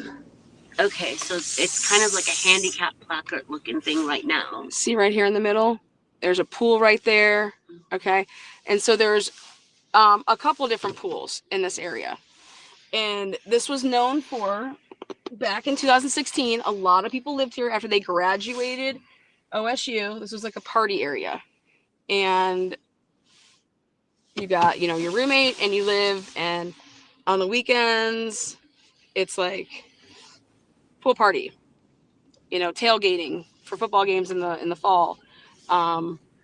People are outside doing a bunch of shit. Okay, so this is where he parked. Now the question is why did he park there? Did he park there earlier? Like, when did he park there? But this is how you would have like gone out of there. You'd have had to been walking this path. Okay. Okay. But let's think about it. If you're really walking, you walk across over here. You know, you're not walking on the street. Yeah. So you come right over here and you cut through, so you're over here. And it's really not as far as it seemed when we were doing it online, but and like, it's normal to park down there. You would never, if you lived there, you would definitely just walk up here to High Street. Like, I'll show you how this would have happened. You're going to go straight across Neal. And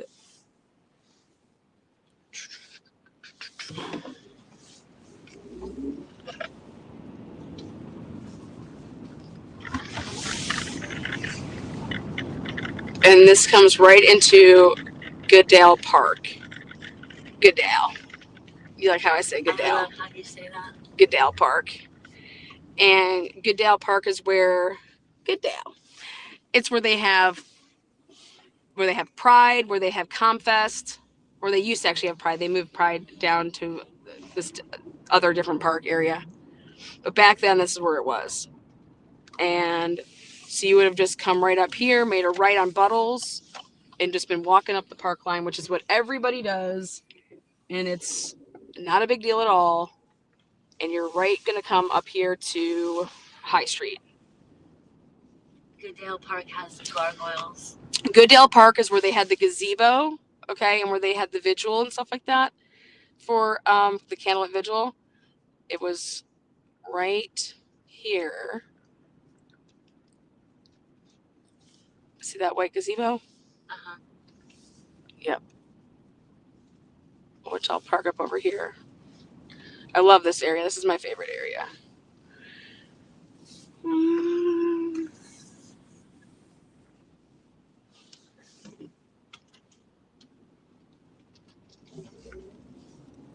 I'm just gonna circle the block. So right here at the stoplight, this is High Street, and Union Cafe is right gonna be across the street here on our, well, it's up catty corner on the left. And so it's truly not that far.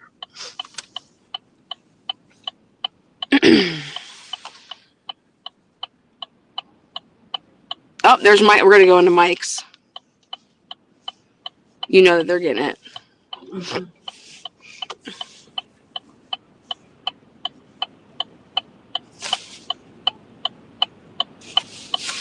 Oh, you know what? Did I forget my bag? Good thing I have my phone with me. I have Apple Pay on that. Did I really just do that? That's hilarious. Okay, so right here is High Street, and right up on the right here is Union. Right here.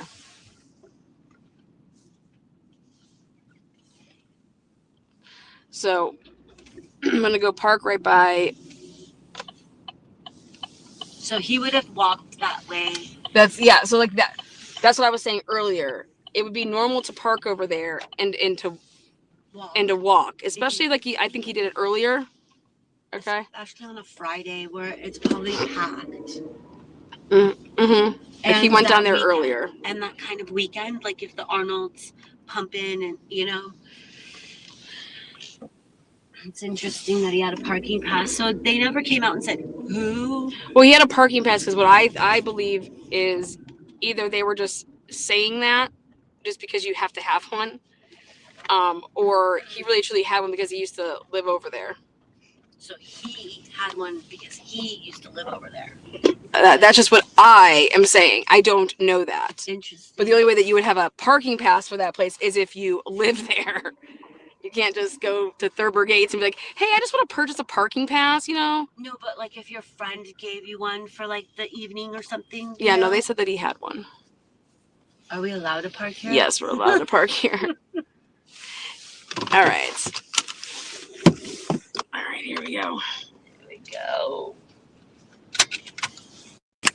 I'm leaving that light.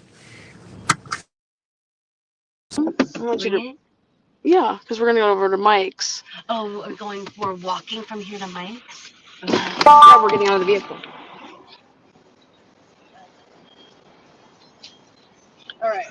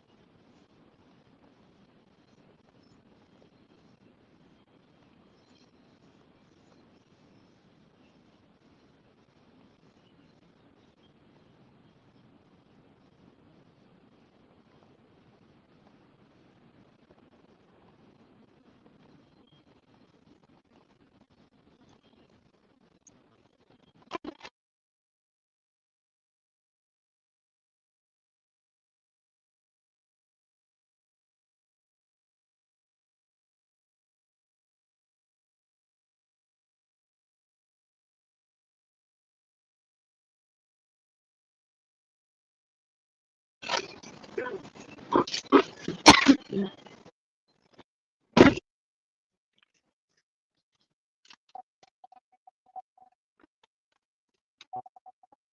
had to mute there for a second.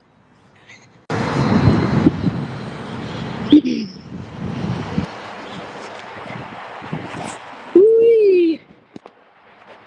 Again, welcome to the Transparency. Joey LaBute. We are down in the Short North area.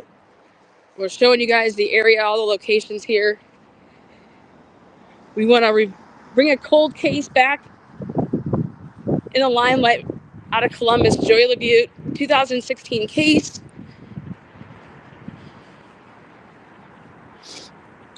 He vanished from Union Cafe in 2016 after a night of hanging out with family and friends. We're putting together episode 1. You guys are coming along for the entirety of it. I want you guys to be involved in sending me emails, helping with the research end of it. This is a researching project. See if we could reach out to people. We're going to try to be reaching out to Columbus Police. They got to release more information to the public. Okay? Like, what happened? How does Joey LaBute end up in the river, Scioto River, after he was already dead? Who put his body in there? You know? All right.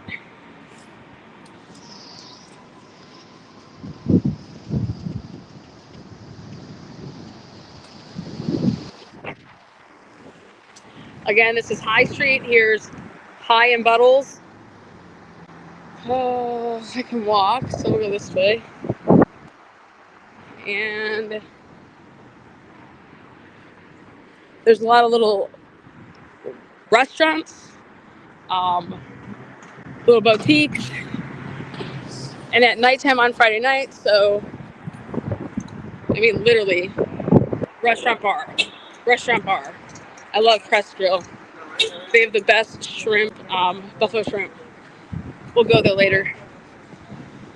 On paper, has the best cards. One Line Coffee.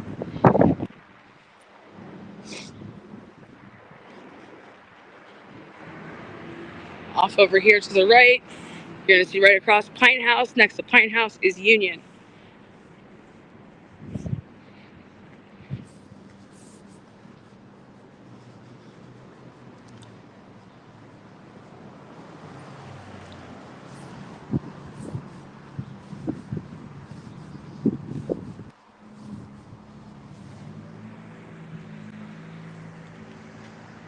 Right there.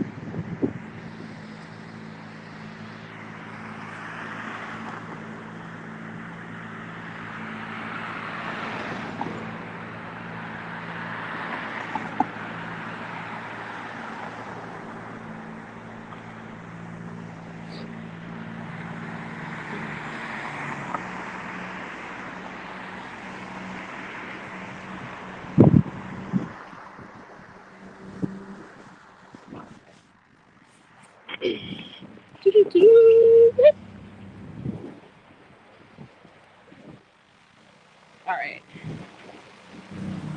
Here's Torso. This place has just got the best sex gear ever. Don't kid yourself. Love it. Pine House.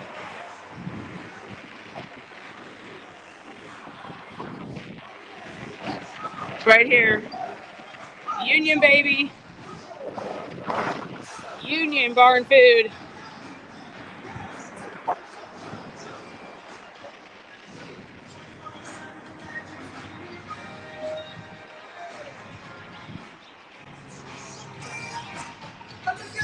Are they doing St. Patrick's Day?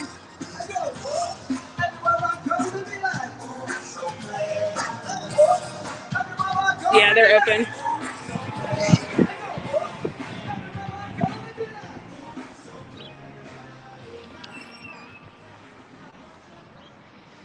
This is the alley.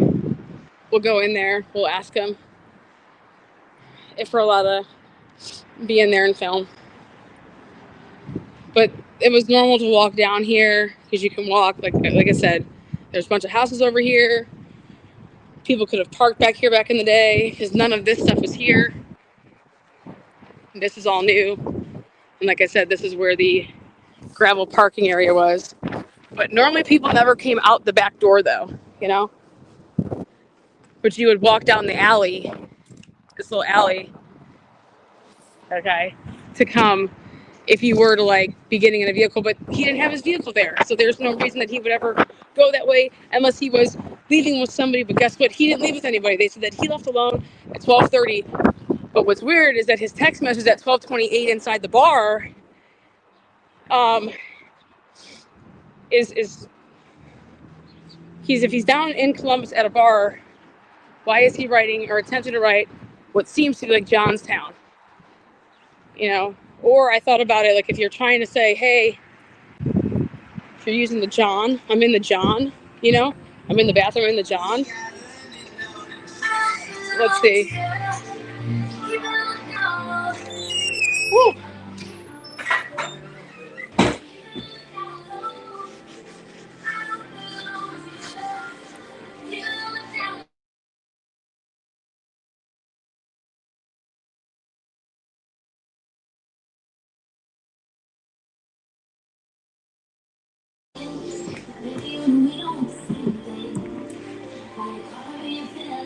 Right here, this is where the cameras caught him. Right there. This is like the bathroom area. I gotta tie my shoe.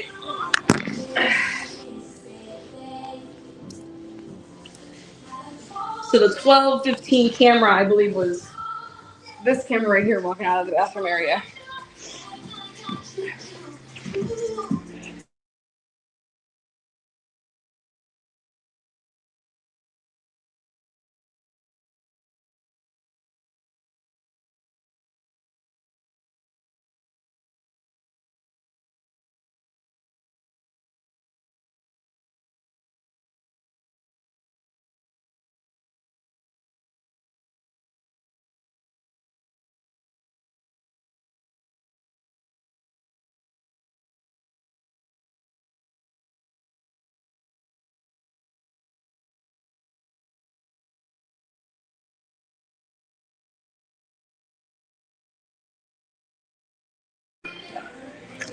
All right. They said we're allowed to film. We gotta be careful with the music. Yep, that's why I'm muting it at places. All right.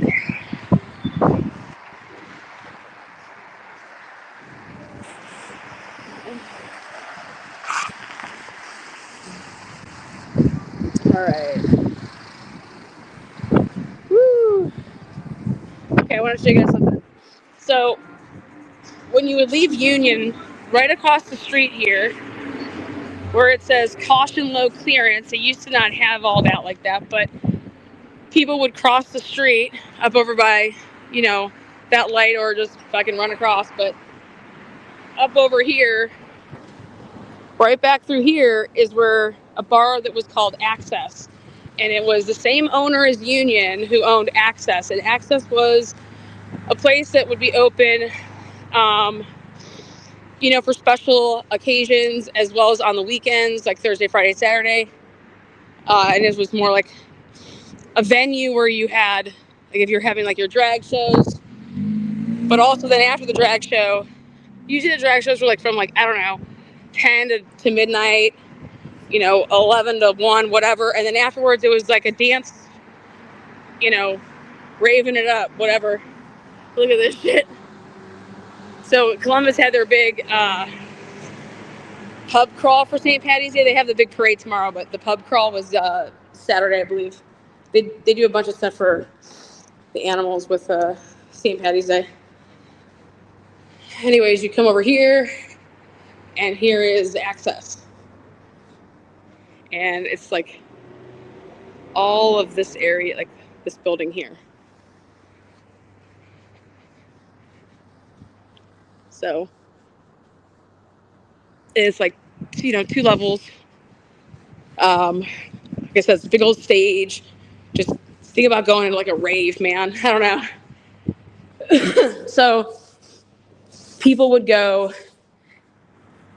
people that worked at Access worked at Union. Like I said, it's the same owner. And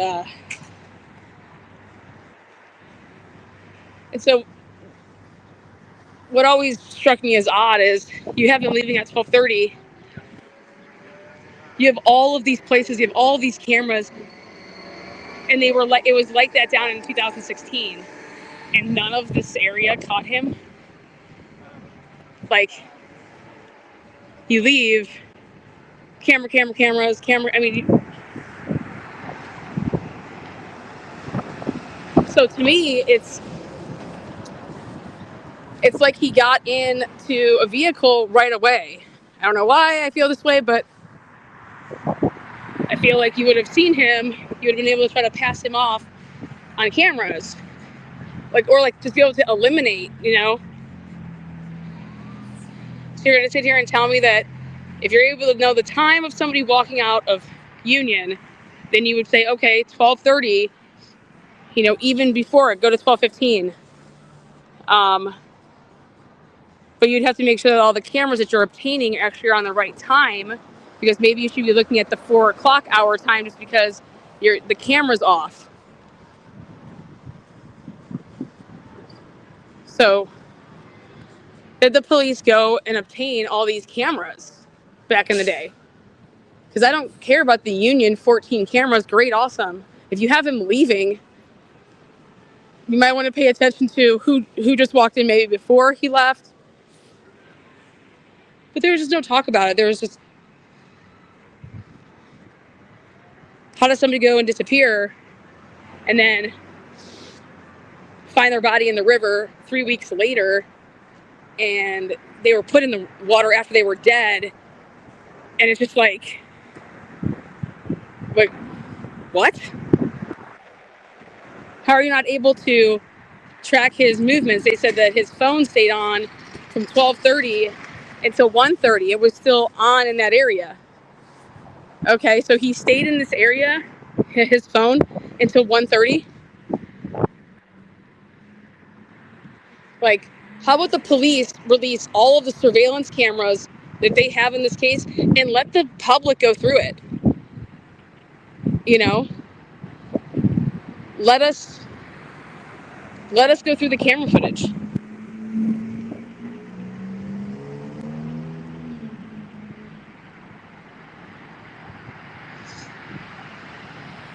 Don't you think, I don't know, 500 eyes are better than a couple pairs?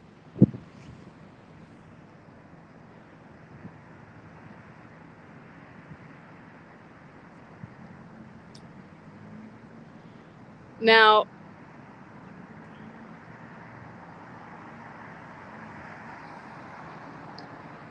also there was a phone call that supposedly he had with his cousin, because after they had, so this is what the deal was, is that they were ready to leave at midnight. They couldn't find him. They leave at 12:10, 12:15, okay? When they left at 12:10, at 12:15, they still have him in the bar.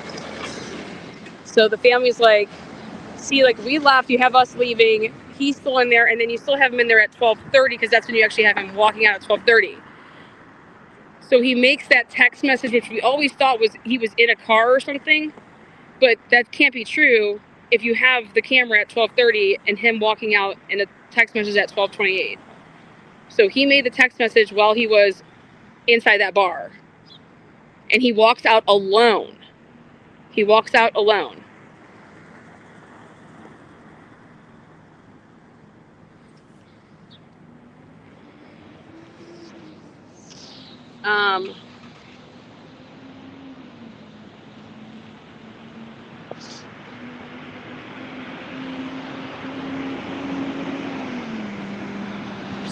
So then he stays, he has his phone. Think about this. He has his phone, and he's not using it from 12:30 to 1:30. He's just not using his phone from 12:30 to 1:30. Now, I think there may be a glitch somewhere with this timeline, because I thought the text message with his aunt that he answers and replies that, I thought that was like later on. I didn't have that as ever in my timeline as ever being at 12:28. So we're gonna double check that.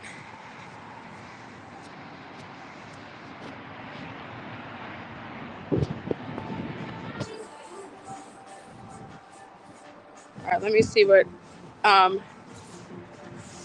Hold on, I have to mute you guys for a minute. Hang on.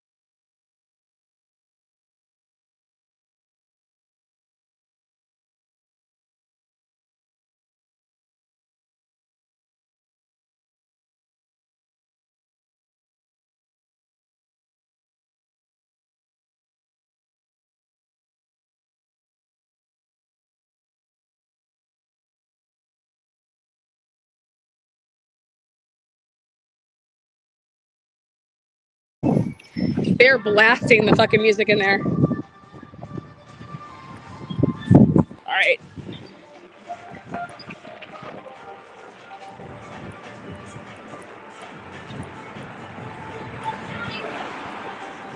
All right. I know a bartender, so we're gonna go ask some questions.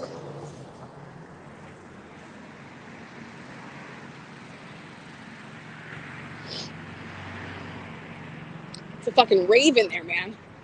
11 a.m. Woo! Getting it.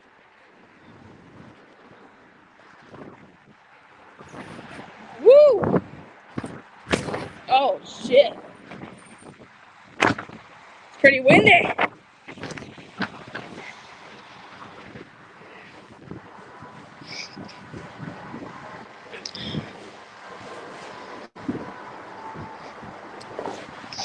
Oh my goodness.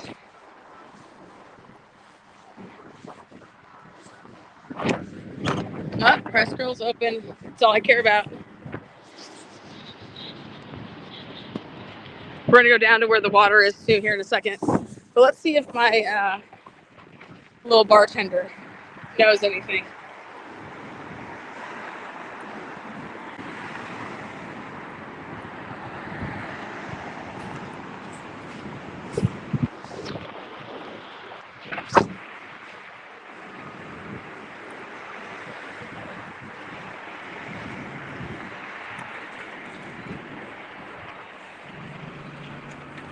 Cash on me. Hey. I was just seeing if she was working today. I think what's today? Tuesday? Today's Monday. Today's Monday? Okay. Are you guys doing anything for St. Patty's Day tomorrow? We're open.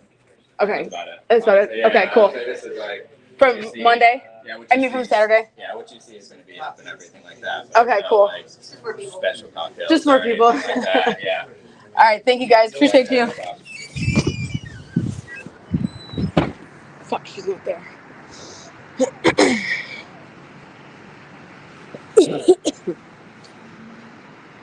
Shit, I thought today was Tuesday. Even though I know it's not.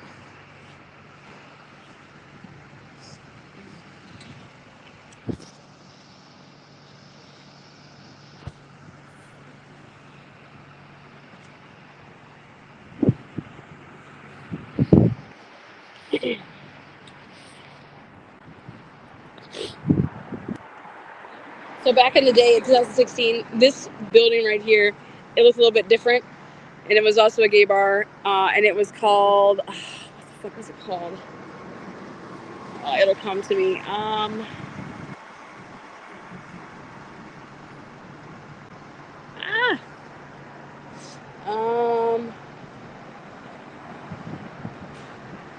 The guy from Union opened it.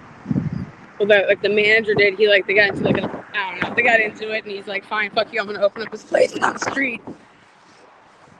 And it was there for a long time, and then it closed a couple years back, maybe around COVID. Shit! Woo! It's cold.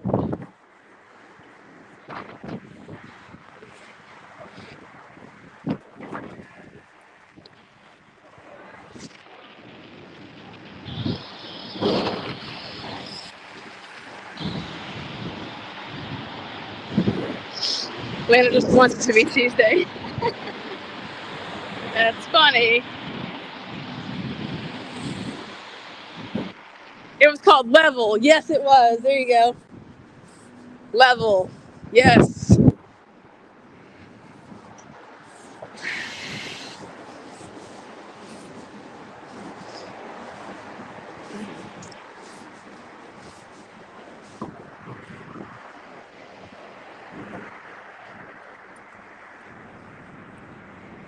I gave Bella an assignment.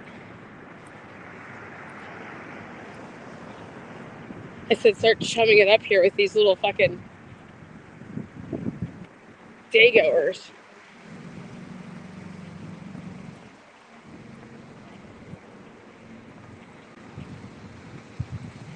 William, this is what I want to see you in. You hear me? Right there. Oh, God.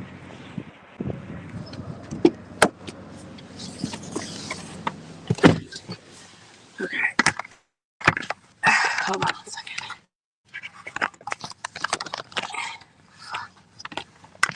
Hands are frozen. I swear, every day I do this. Anytime I want to do this type of shit. Hold on.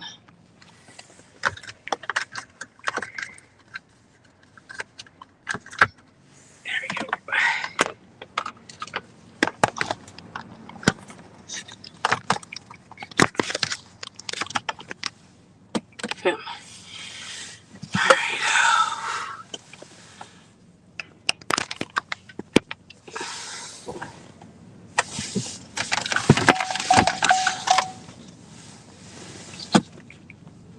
Thank you.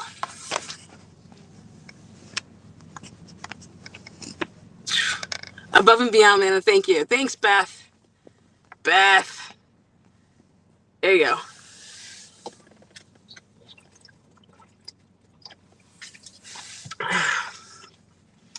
All right. We're going to go to the water.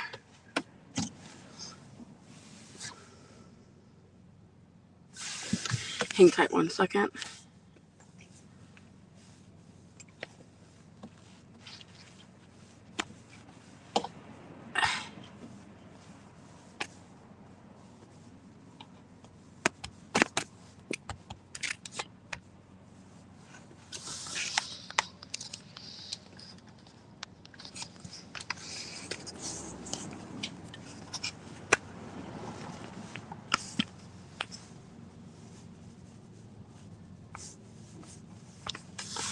Okay.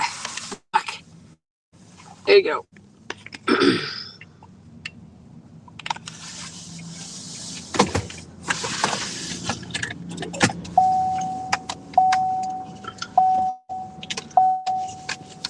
right.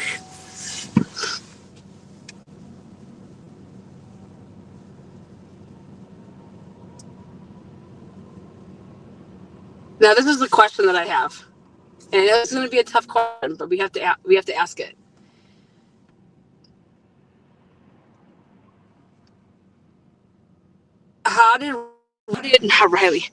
How did Joey LaBute get so fucking hammered to the point that if you even want to go the route of to say that he was really fucking drunk, right? He's leaving the union by himself at 12:30. He texted at 12:28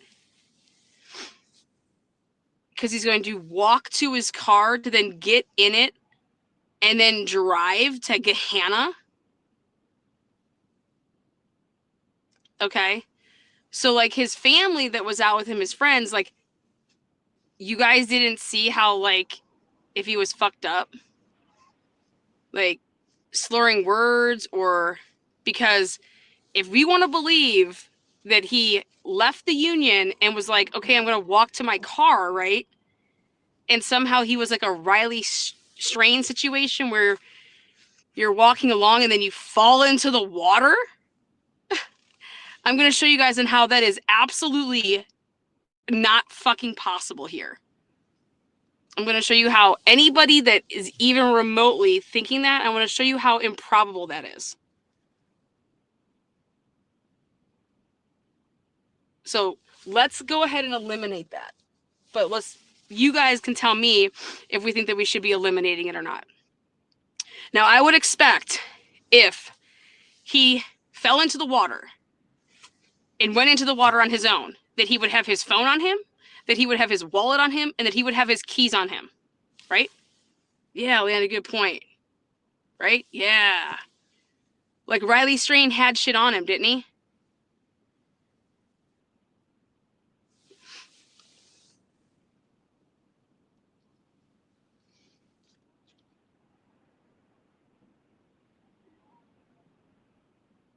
Also, Joey didn't have a jacket, right? I have a jacket on right now. So it was March 4th, 5th. It's cold. So he's just going to park down there and walk. And then knowing that he has to walk back, like, we just need to hear the story. The family needs to come out and talk about everything, like step by step by step.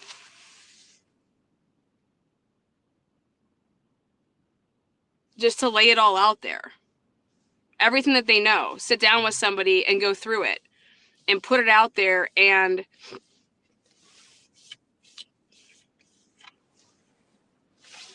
right?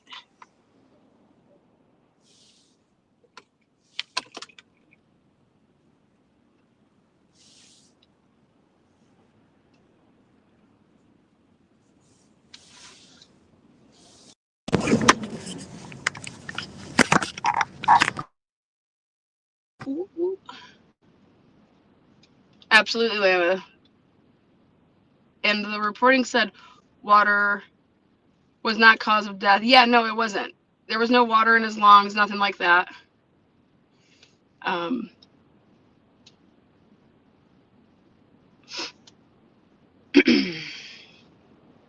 He never had any water in his lungs. He was dead before he went in there, okay? Yep. Okay. I believe that he was dumped into the water. So then this was my next question then.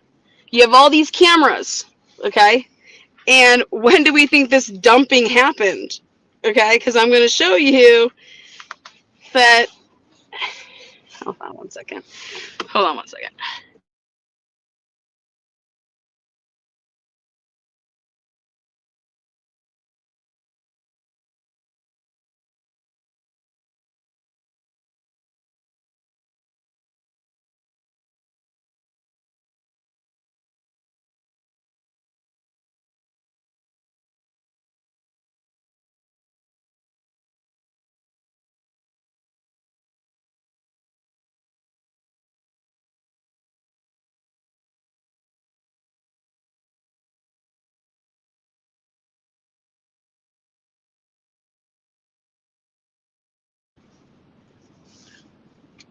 All right. Can one person carry him? No, I don't think any one person can carry him.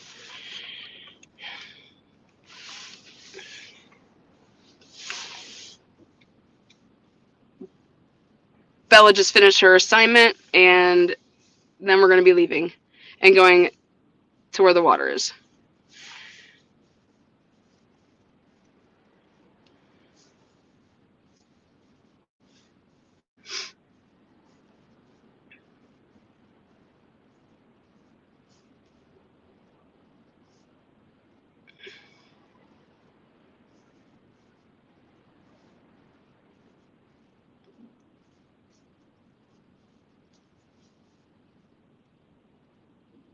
Again, if you're just joining us here, Truth and Transparency, welcome. Joy LaBute Cold Case, Episode 1, the locations, gathering up information, timeline building. We're doing boots on the ground, all with you guys.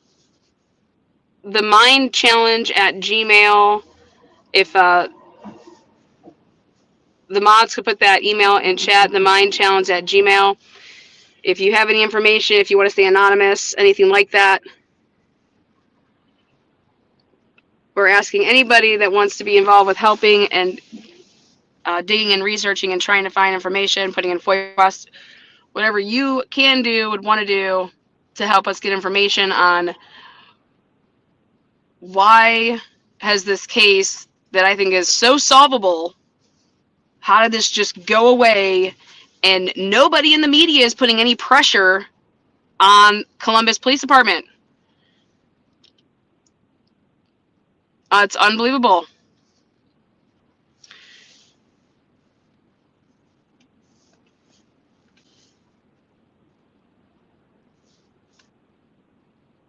Show on stage.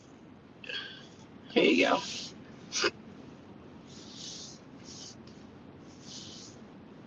Next on stage. Justice for Joey, yes.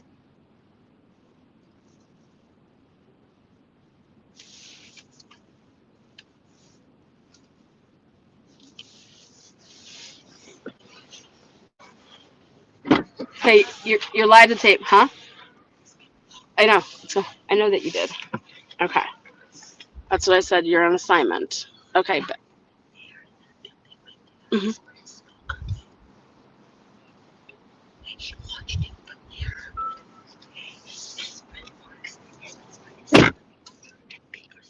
He is. Justin's still there. Yeah, we can talk. It's an open thing. Are they has everyone?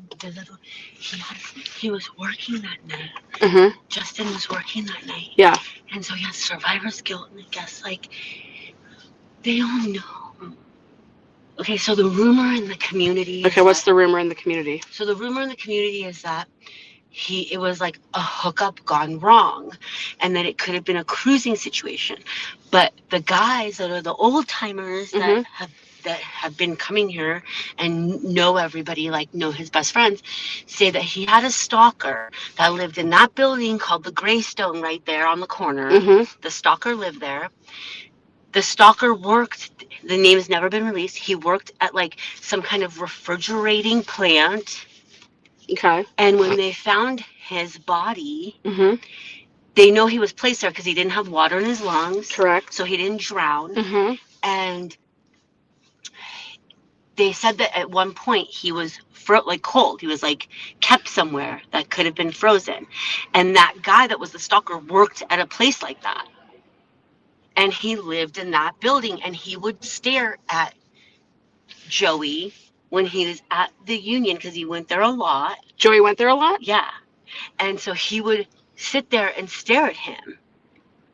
So basically the reports of saying that Joey didn't go there a lot is not accurate. And they said that he didn't ever live at that the Thurber. That his friend lived there, and they're saying you never needed a parking permit. They don't think he had one. Okay, that's what I said too. I was like, I think they're just saying that. And that his friend just lived there. Okay. And I'm like, why do you walk from there? So anyways, I guess Justin still works there, and he for weeks after would just burst into tears because he has survivor's guilt over it. Justin still works in the area, right? Mm-hmm. Still works over that. Yeah. He's the manager there. Mm-hmm. Yeah. And so they say the Did family they say really wants help. Yeah.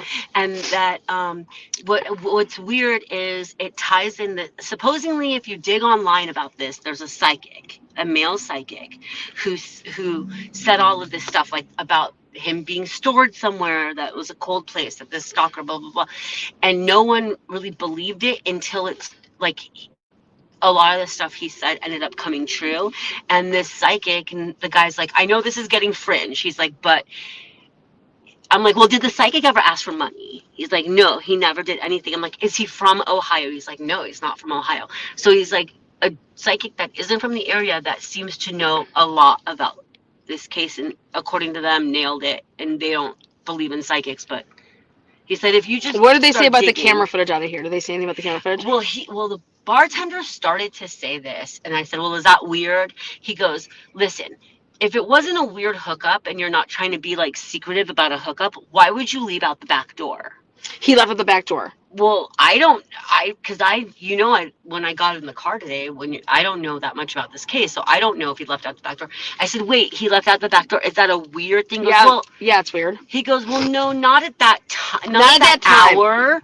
Well, He's like, but if you put everything together, he's like, he's really young. The bartender's a little young. He goes, but obviously from the community, he is the one that suggested said that the gossip in the community, what everyone says in the community, is it was definitely a hookup that went wrong. That's what yep. And he said it could have been a cruising. I wrote it down. He could have went to a park. I don't know why that came up. A park to hook up. Yeah. Or it could have. So been was he openly gay? Didn't ask, but obviously, like if he's at a gay bar a lot. Well, yeah. Now, that's a new piece of the puzzle because that's not being reported that way. That's never been reported that way. It was that, he didn't really frequent the bars that much. But I think you could help, like if you want to go in and talk to them, they're really open. Yeah. No. Yeah. But the music they're playing is probably not going to be like good for the channel, but yeah.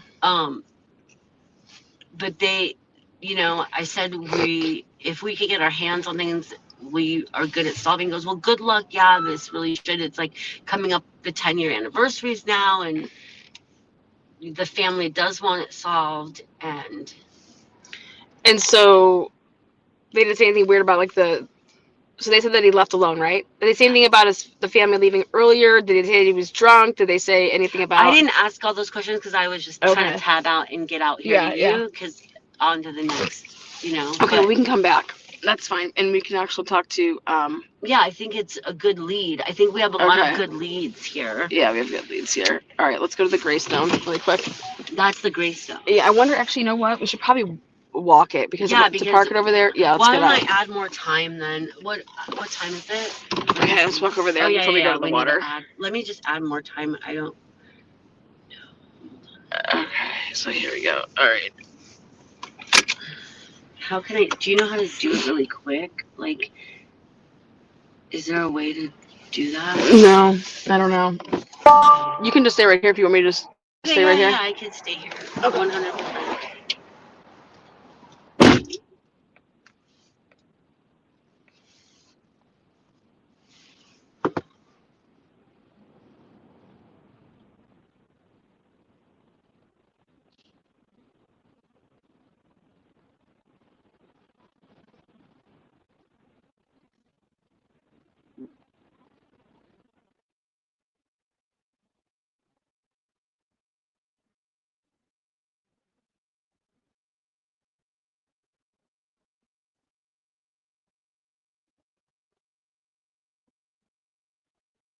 They need to put it back on the rooftop or some shit.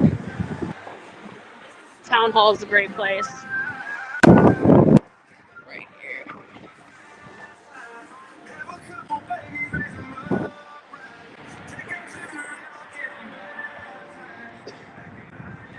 Okay, right here.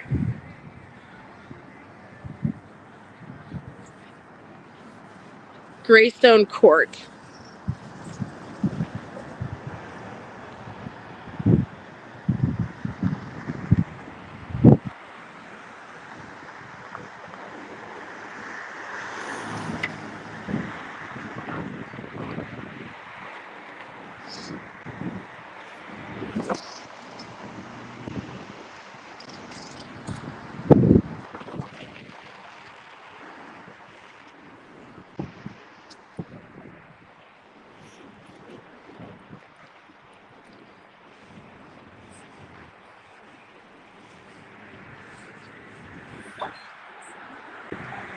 So looking back at the Union there, you could see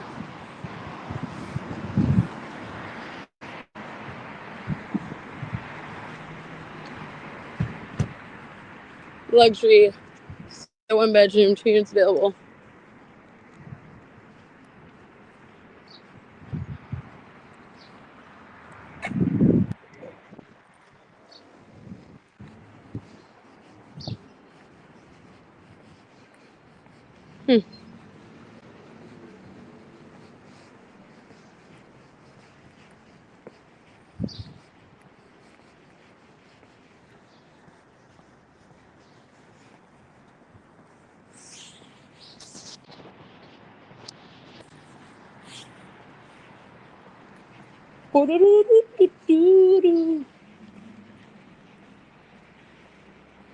Visitor delivery. Hold your phone over a black box and it will open our directory. Choose rental office and we will unlock door or knock on lower level window.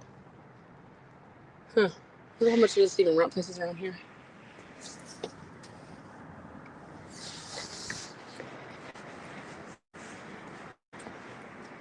Rent drop, man. No cash, bitches.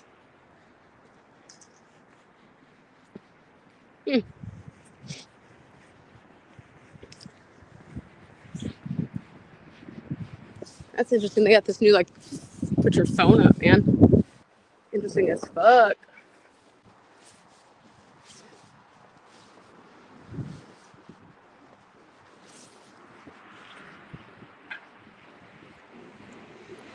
DraftKings Sports and Social Bar. How about that? Look at that, DraftKings. That's fucking new as shit. Oh my god, there's a DraftKings bar. Come gamble. Come get wild.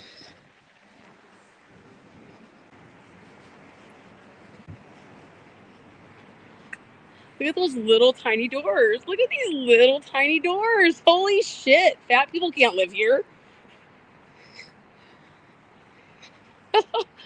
How wild is this shit? Never actually even paid attention to that. Oh my god, those are the skinniest doors I've ever seen in my life. By the way, I love Hubbard Grill. Awesome food. Wild. I mean, how do you... Damn. Oh. Get yourself a massage.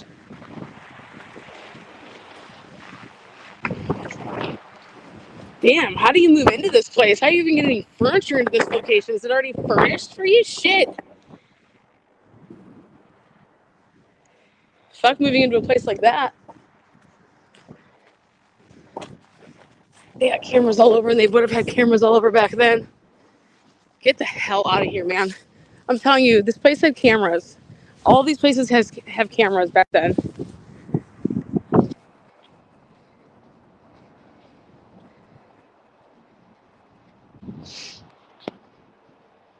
Place is gorgeous, right? But, I mean, I'm not playing, though. How do you move anything in here? It's like the ones that... I don't know. It's really old. We're going to have to find some friends that live there.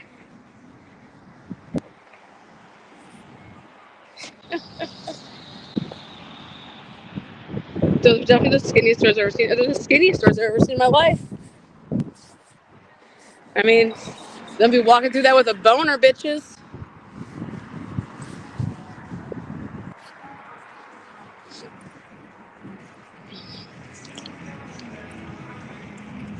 Woo! I'm gonna see if my Turkish guy's here.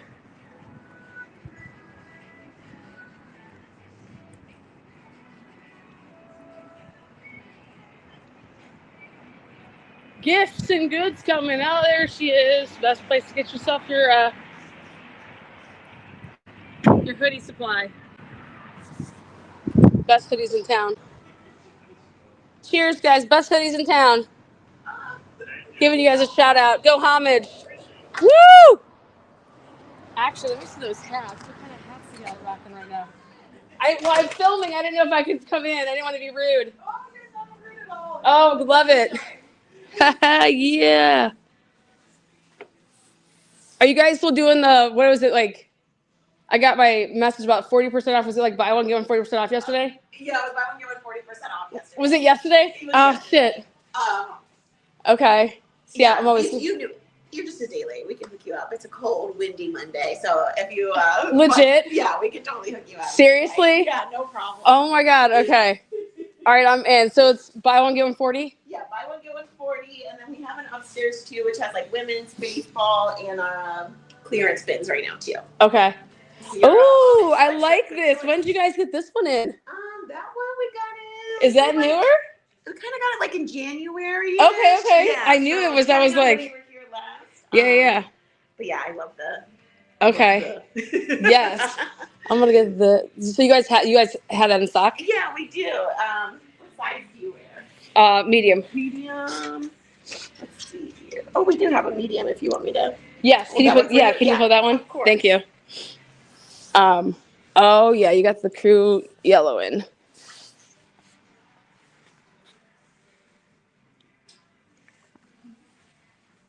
Fuck yeah. You guys can buy all of this stuff online. Go to homage.com. Okay, it's got, you name the teams that you like, anything that you like. It's got the old school like type of throwbacks. I get Jack's like all of his sweatpants from here. Like, the only thing that he appreciates. Look at all this. Do you guys have any size 10 sweatpants in? For kids? Yeah. They would be on that rack right there. I was looking. I think that's everything we have left. Really? Okay. But there might. As I said, those like Yeah, five's a big five songs. Okay. Okay.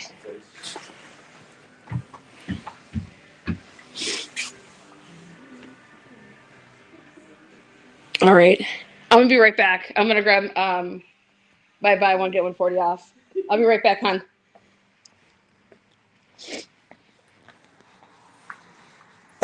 Yeah. Woo! That's the place I buy hoodies. Homage, baby, all day, everything. It's worth it though. It's expensive, but that shit, it's, yeah. Anybody who knows me knows homage, everything. Go check it out. Bella laughed. She's like, Lana, you have to say it's homage. You cannot say homage. I'm like, you can say whatever the hell you want, and I'll say whatever the hell I want. And then they made themselves their own bar, so you can go in there, the homage bar. But yeah, it's like the best, softest, best t-shirts ever, hoodies, sweats. All right.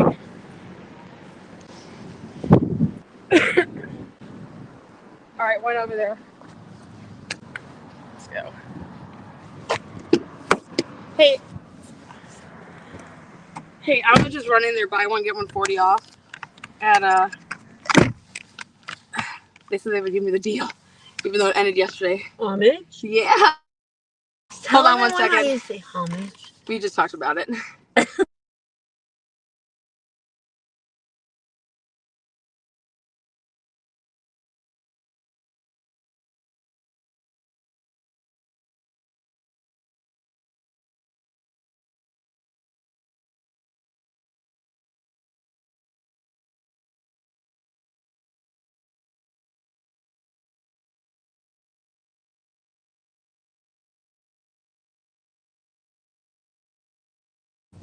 Okay. Woo. Mom's always multitasking. Damn right we do. Moms have mom purses that are amazing. Yeah. What did that actually is a really cool building to call it the Greystone? Yeah, it's the Greystone Court. Let me tell you something. Very, very bizarre. We're gonna come back on over here, and then I'm gonna go back in there. But I can't do any of that until all my stuff's on my phone, and I can't do that on live streaming. So I have to come back. What percentage are you at? Do we need this plug? There we go. All right, we're going to the water. We're going to the Scioto. We're going to the Scioto.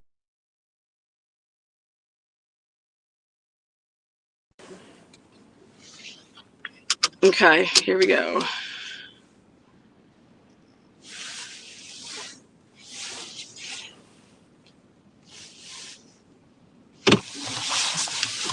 Lana, your birthday is this week. Yes, it is. What are you buying me? $1 million? $1 million? Yeah. I'm buying you $1 million? Yeah. How do you buy $1 million? Isn't that funny? I guess you buy somebody a lottery ticket. No. Bitcoin. Bitcoin. Speaking of which, Nancy Guthrie's still missing. Oh my gosh, the cabal. I know. So, okay, back to Joey here. So they think he had a stalker. Yeah, well, they don't think. They say he did. And, I think with the gays, it's a really good thing to get into the gossip. But it's not gossip anymore because this was his community. You know what I mean? Uh-huh. So you talk to the people who know, been around for 10 years. So then let's be honest then, if was this person ever talked to? Well, listen, here's what it tells me, okay? If the police haven't released the stalker's name. They haven't released anything. Hopefully they looked into him, right? And then they didn't release it. Would the gay community out here have his name? Because they know where he lives. Well, of course they have his name. Right. Was he ever going to the bar? Mm-hmm. Yeah, they would have it unless he's paying cash every time. Well, no, they know where he lives. They're like, he looked at it. He was like always out there staring at Joey. And then they said he was always out there staring at Joey. Yes. But let me just explain something. And so somebody told that to the police. I don't, Avi, but listen to one thing that I had a question about, but I just didn't have the time to ask this.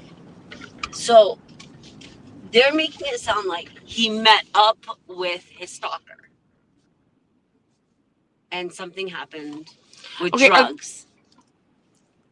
Joey didn't have any drugs in his system. Now, that's if everything's on the up and up being, But listen, how many people, if you have a legit stalker, because this is what I asked. Okay, when they say, was it his stalker, or is that like a name that they're just giving him? Oh, he was infatuated with him and he finally was like, okay, fine, I'll hang out. Let me explain to you what I asked because this is my thinking. Okay. So when you tell me there's a stalker, I said, so did he pose as somebody else to meet up with him and then, hi, it's me, like when you finally meet up with me, I pretend to be somebody else? Because why, if someone's my stalker, I'm not meeting up with you, right? So why would he meet up with his stalker? I don't think that. I want to know if the guys are just saying like that's his stalker, but really what they're meaning is like the guy was just always infatuated with him. Yeah, that's a great question. So like that's how I would like more or less be like. Because when I asked that question, it was just kind of glossed over and said, well, and went on to something else. So that tells me I need time. That's just like rumor.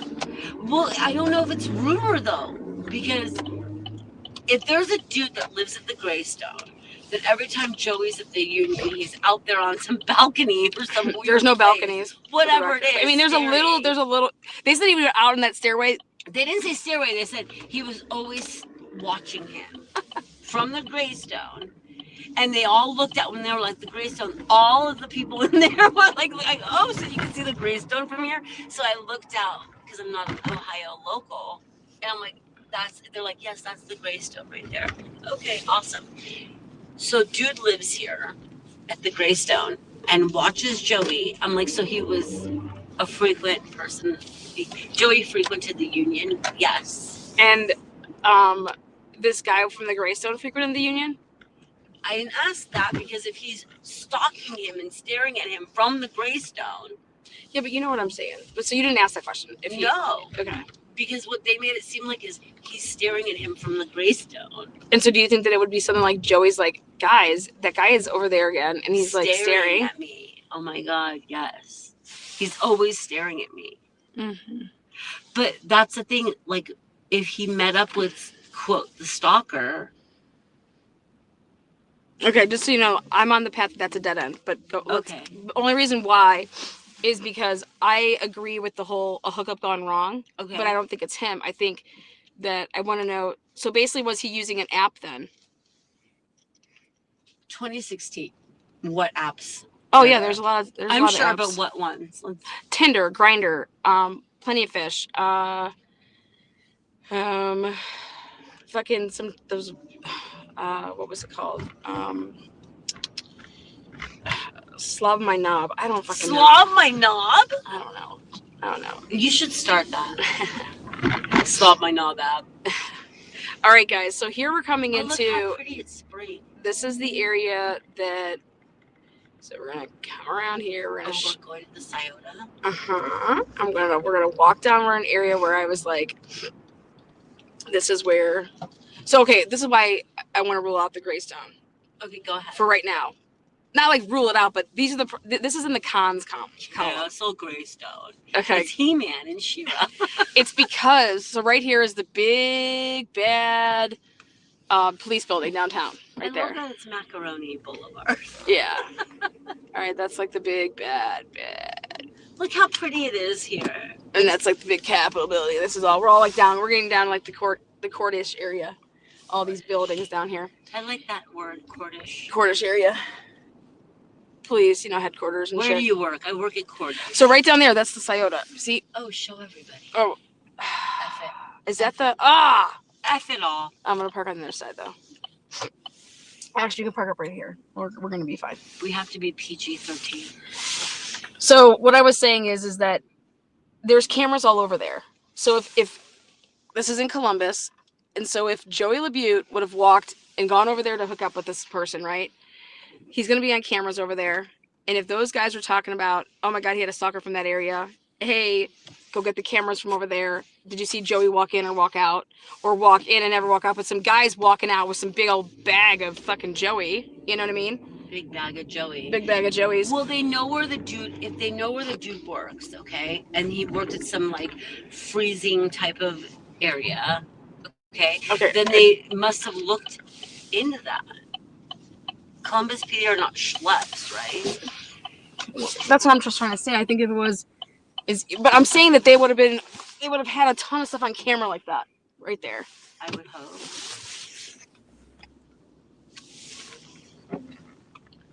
Boom, daddy. Hey, so there were no drugs in the system? No. Now this is where I just want people to see because we're going to go in two different areas with the Scioto. We're going to come right to here, so we can show the water's edge.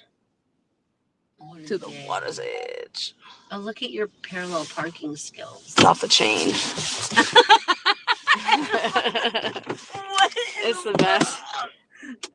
City chick all day, baby. All right. Okay.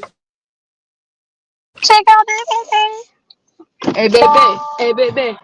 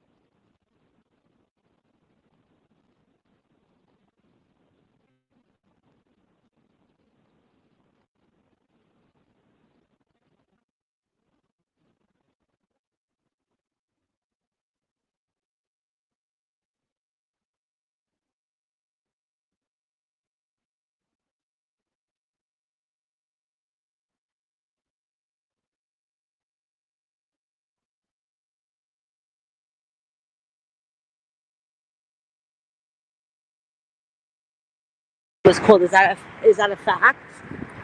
I think they're talking about like his body and the type of preservation, like what type of condition his body was in. So how far away from this was his body? I'm gonna show you. Oh, we're going to it right now? No, I'm gonna walk us down so you could see, okay, Toyota? how the hell this would ever, and I want to show you guys some of this smiley face stuff that we were talking about. Smiley face killer? See these little under bridges and stuff like this? I'm gonna show you guys how Under this the all bridge is. downtown. Okay, now in 2016, all of this was just how it is. Yeah, pretty much. Hill skyline.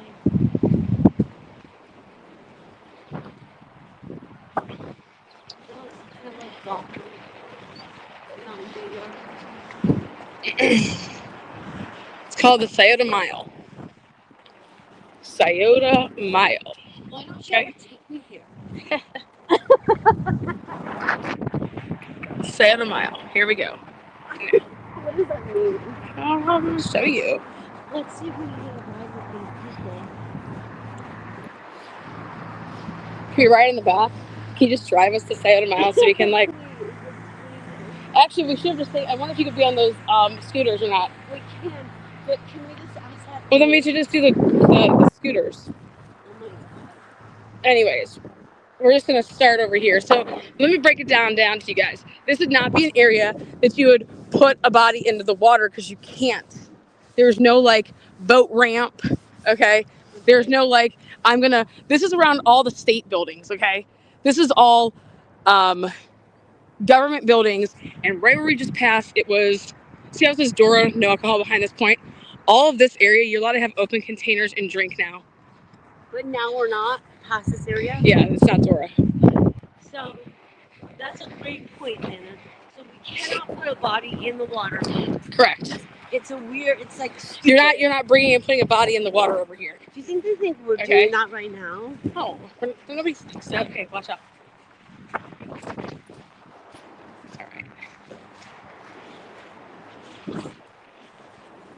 All right.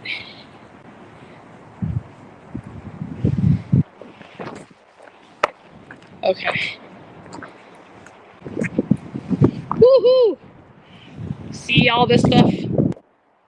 Now, back in the day, homeless people would come down here, just whatever. Look at a dog bowl down here with. Yeah, you don't want to live under the bridge down here. It's windy as fuck right now.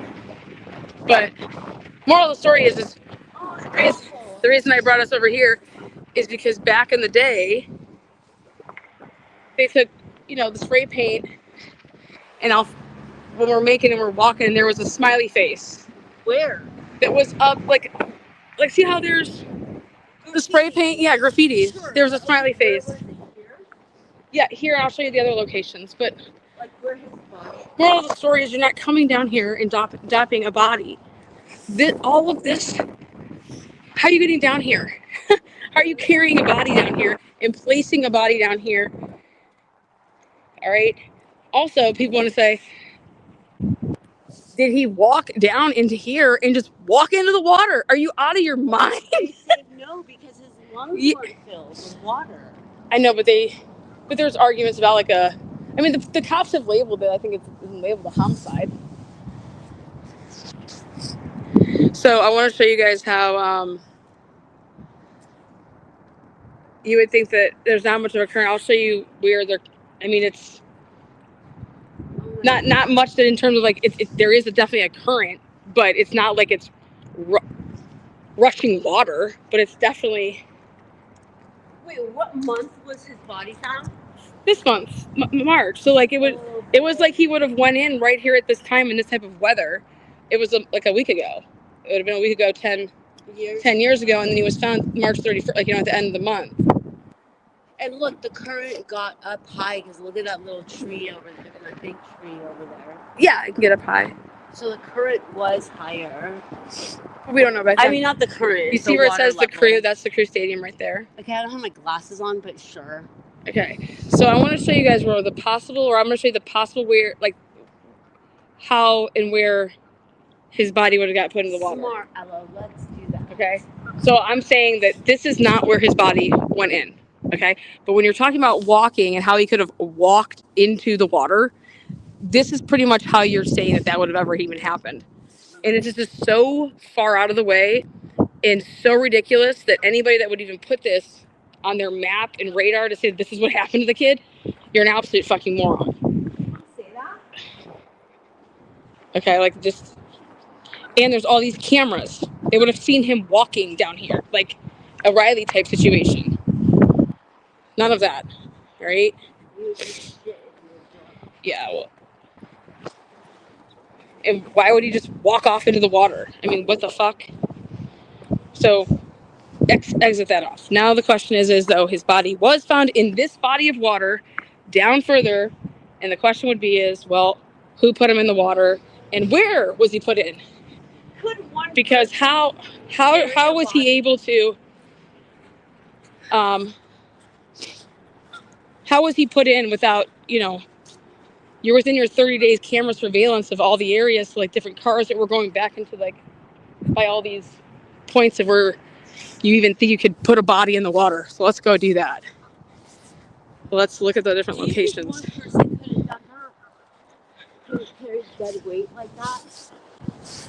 No, I think 2 people were involved. At least, right? 1,000.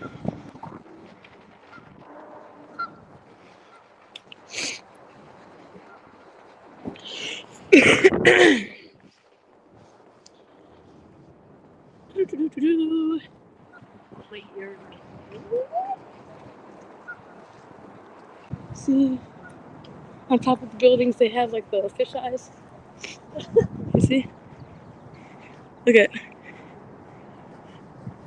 all those buildings have it.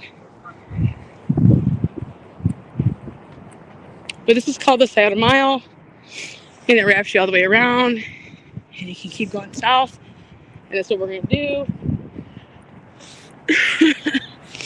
So we're gonna get back in the car though.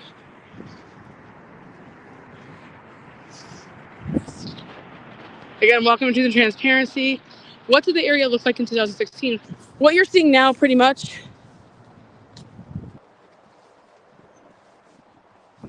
All of this was like that. Oh my God.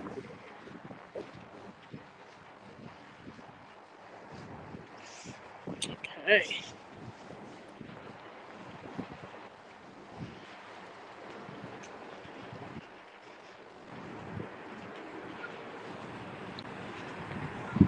Now, only the people that actually found Joey can actually say where they found him in the water, but we have the location of where the rescue boats were put in. And the biggest thing that it told me is that Joey's body would never be able to go upstream. How the fuck does that happen? If the current's coming downstream. And I'm going to show you what I mean. It means where the boat ramp is, it's past where his body was found. There's boat ramps to the side right here. And when I'm talking about a boat ramp, we're talking about putting in like a kayak. Okay?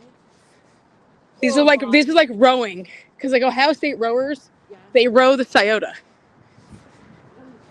Okay?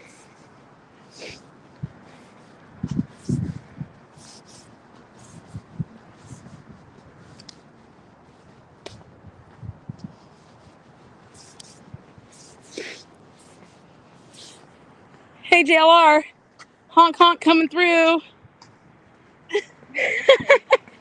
Huh? He has one? No, I'm saying that he needs to get one of these. Why don't you just get a wagon and you can go down to the pool? He needs to get a, what do you call it? A JLR, he needs to get a JLR,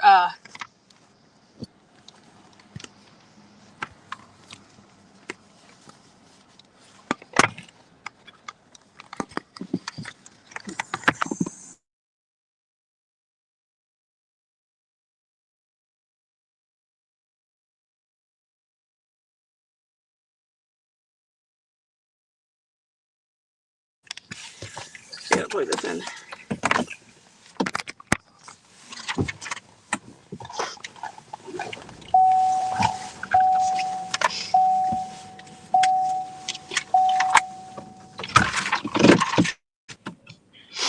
All right, so this is,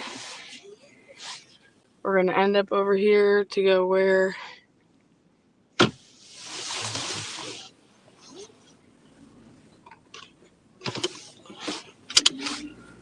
So where was his body found? That's where we're headed.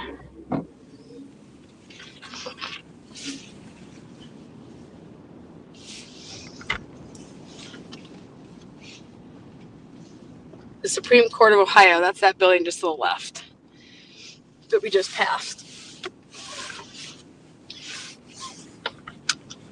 So again, this is all considered the Sayona Mile. Okay, and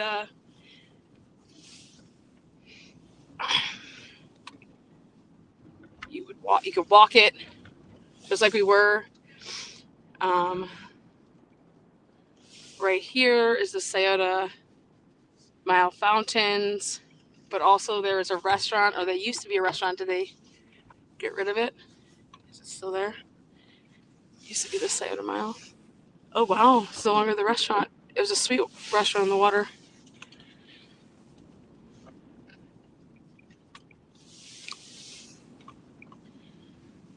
Okay, so we're actually gonna go left. And we're gonna be taking Front Street. That's the only way you can continue to drive up along it.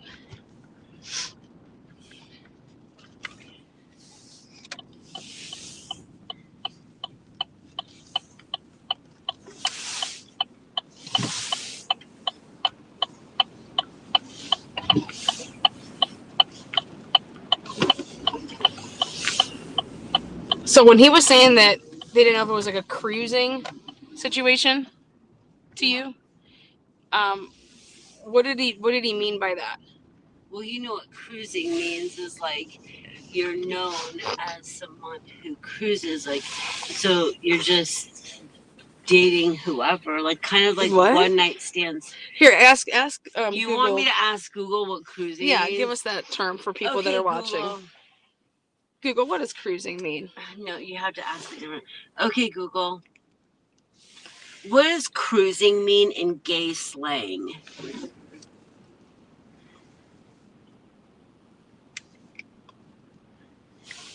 Oh, it's on Bluetooth. Hold on, let me take it off.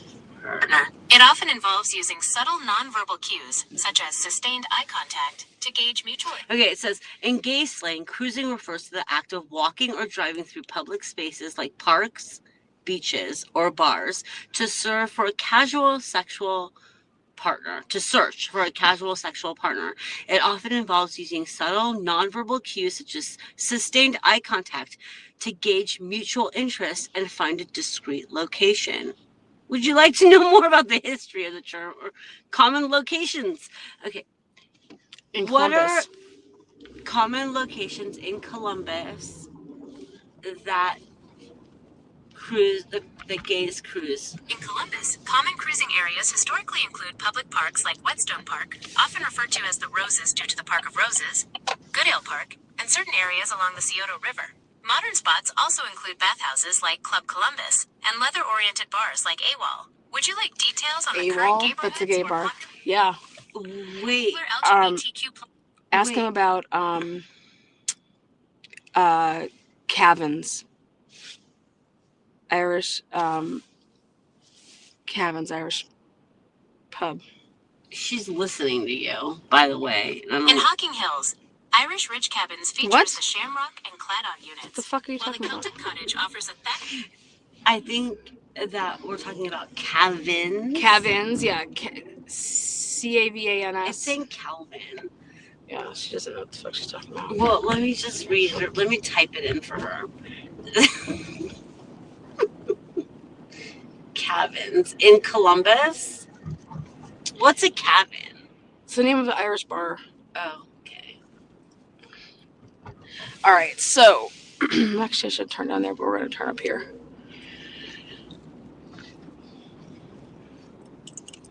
It doesn't know anything about cabin.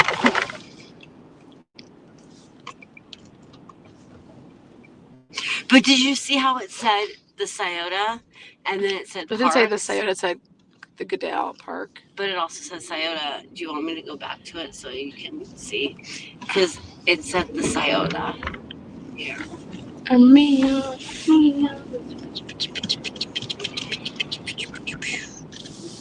All right, so it said certain areas along the Scioto River. Really? Yeah, Goodale Park. Goodale Park. And Goodnola? Was that in there? No, it says Roses. It says Whetstone Where's Park, Roses at? referred to as Roses due to the Park of Roses, Goodale Park, and certain areas along the Scioto River. Modern spots also include bathhouses like Club Columbus and AWOL. Okay, hold on. What do you want me to ask? Okay, Where's so Roses? Where's Roses? She's not gonna have a clue because the way I asked her. All right, this is a no outlet, just so we're clear. This is the Scioto Metro Park. This is where he was found. This is Where was he found? Underneath us? no, I'll show you. So this is where people usually end up. Like when you're going, if you want to, this is where you would want to come down to, and then everyone's gonna like float on down.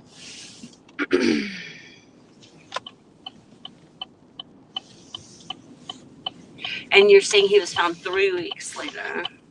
See, boat ramp, October 1st to March 31st. So they used the boat ramp on March 31st, and then they found him on March 31st.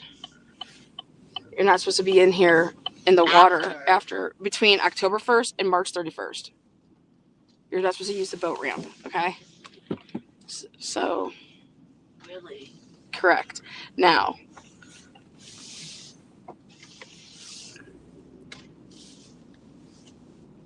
oh, they're wearing camo to go fish. uh-huh. Why do you need camo to fish? Are you hiding from fish? You see that? This How is you the would back boat. up the trailer? You see all that? Okay, now the Where question. was he found? Now, do you see how much the current is now? Wait till we show you how this looks. Oh, wow. Yeah. Okay. Totally different current It's here. totally different. Huh. Oh, there's a boat ramp over there, too. A bigger one.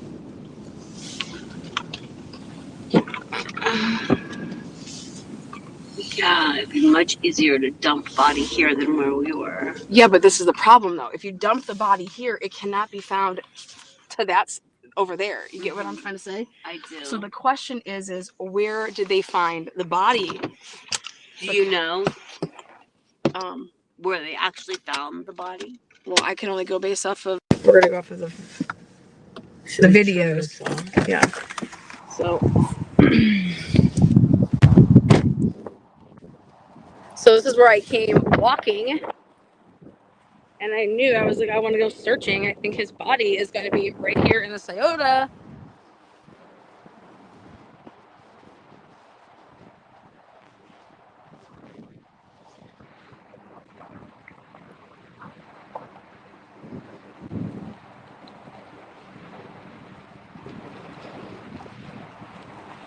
And so it's like a cross. So I'll show you how this works.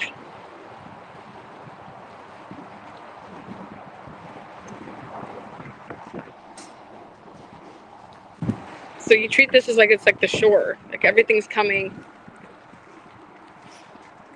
like right this way. So my point is that if you put a body in here, how the fuck would it ever, it's not going to go that way. It cannot get over there because the current is pushing it this way. Okay, a body cannot move this way. So my point of all this is if they use this boat, if they put the body, if they put Joey in the water here, he would be found right here. You cannot, because they use this boat ramp and they pulled him out of the water, and so it's a matter of like where was he. That's the dam. Like if you go over, like that's all the dam, which I'll walk more over there to show you. But if he was found like up onto that. It's like splits down the middle. And so was he like lodged in the middle of the island there? So that's how you can tell then, okay, well, where was he put in? And if he was just like found up along like the logs over there, then yeah, you could say that he was put in here, because then he could be, along the logs over there. But if he was out there, there's no fucking way he was put in here. It's just common sense with me.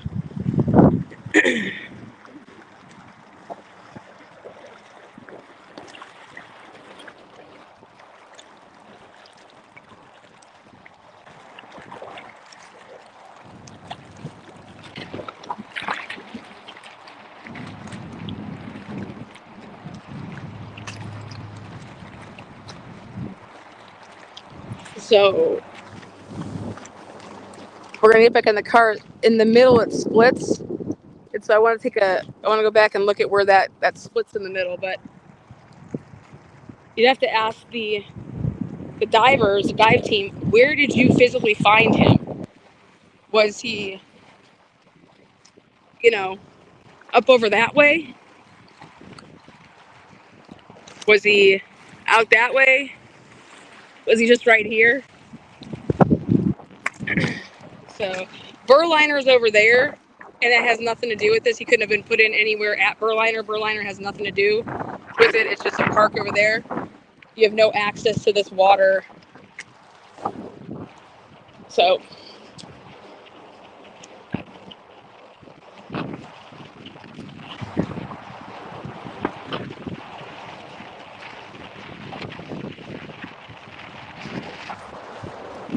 you'd have to ask the police if they will at least release that information, which is where was he found? If he's found over off of this like area over here, then there's a chance that, unless you're saying somebody had a boat, put their little, what kind of boat are you putting in here?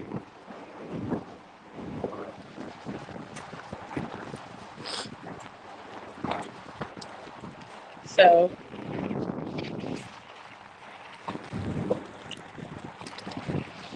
it died. Yeah, there was a rescue team that went in, and a dive team was launched. And so the question is where did you find him? All I know is that they put the boats in, or the boat, to go do all this here, and then they found him on the 31st.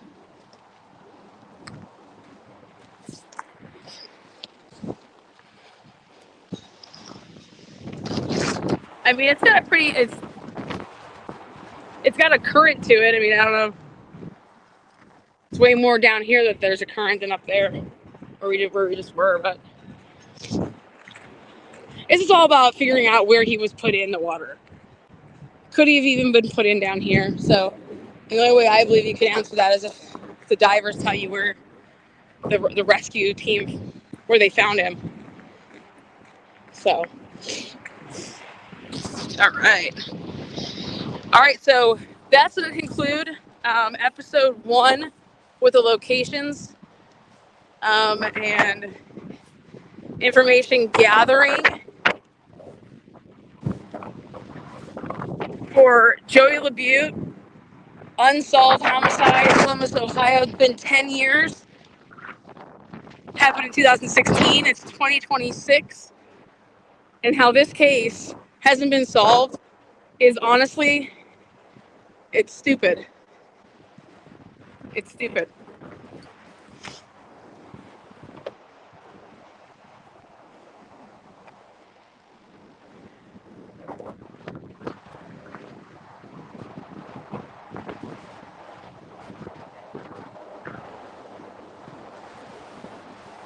Yeah, and I think he walked that back, nothing half-assed. So I would love to ask that man questions about that, because I would like to know if what he means by that is that I don't believe that there was any, animal or any type of. Let's put in some FOIA requests. Let's just say that. We'll do that. All right, guys, use the comment section of the video if you're looking up stuff. If you find anything, use my email address. I want to take you guys completely with us the whole way. Thank you for joining. Until next time, this is Joy LaBute, Cold Case, Columbus, Ohio, 2016. It's its 10-year anniversary. Let's make some noise.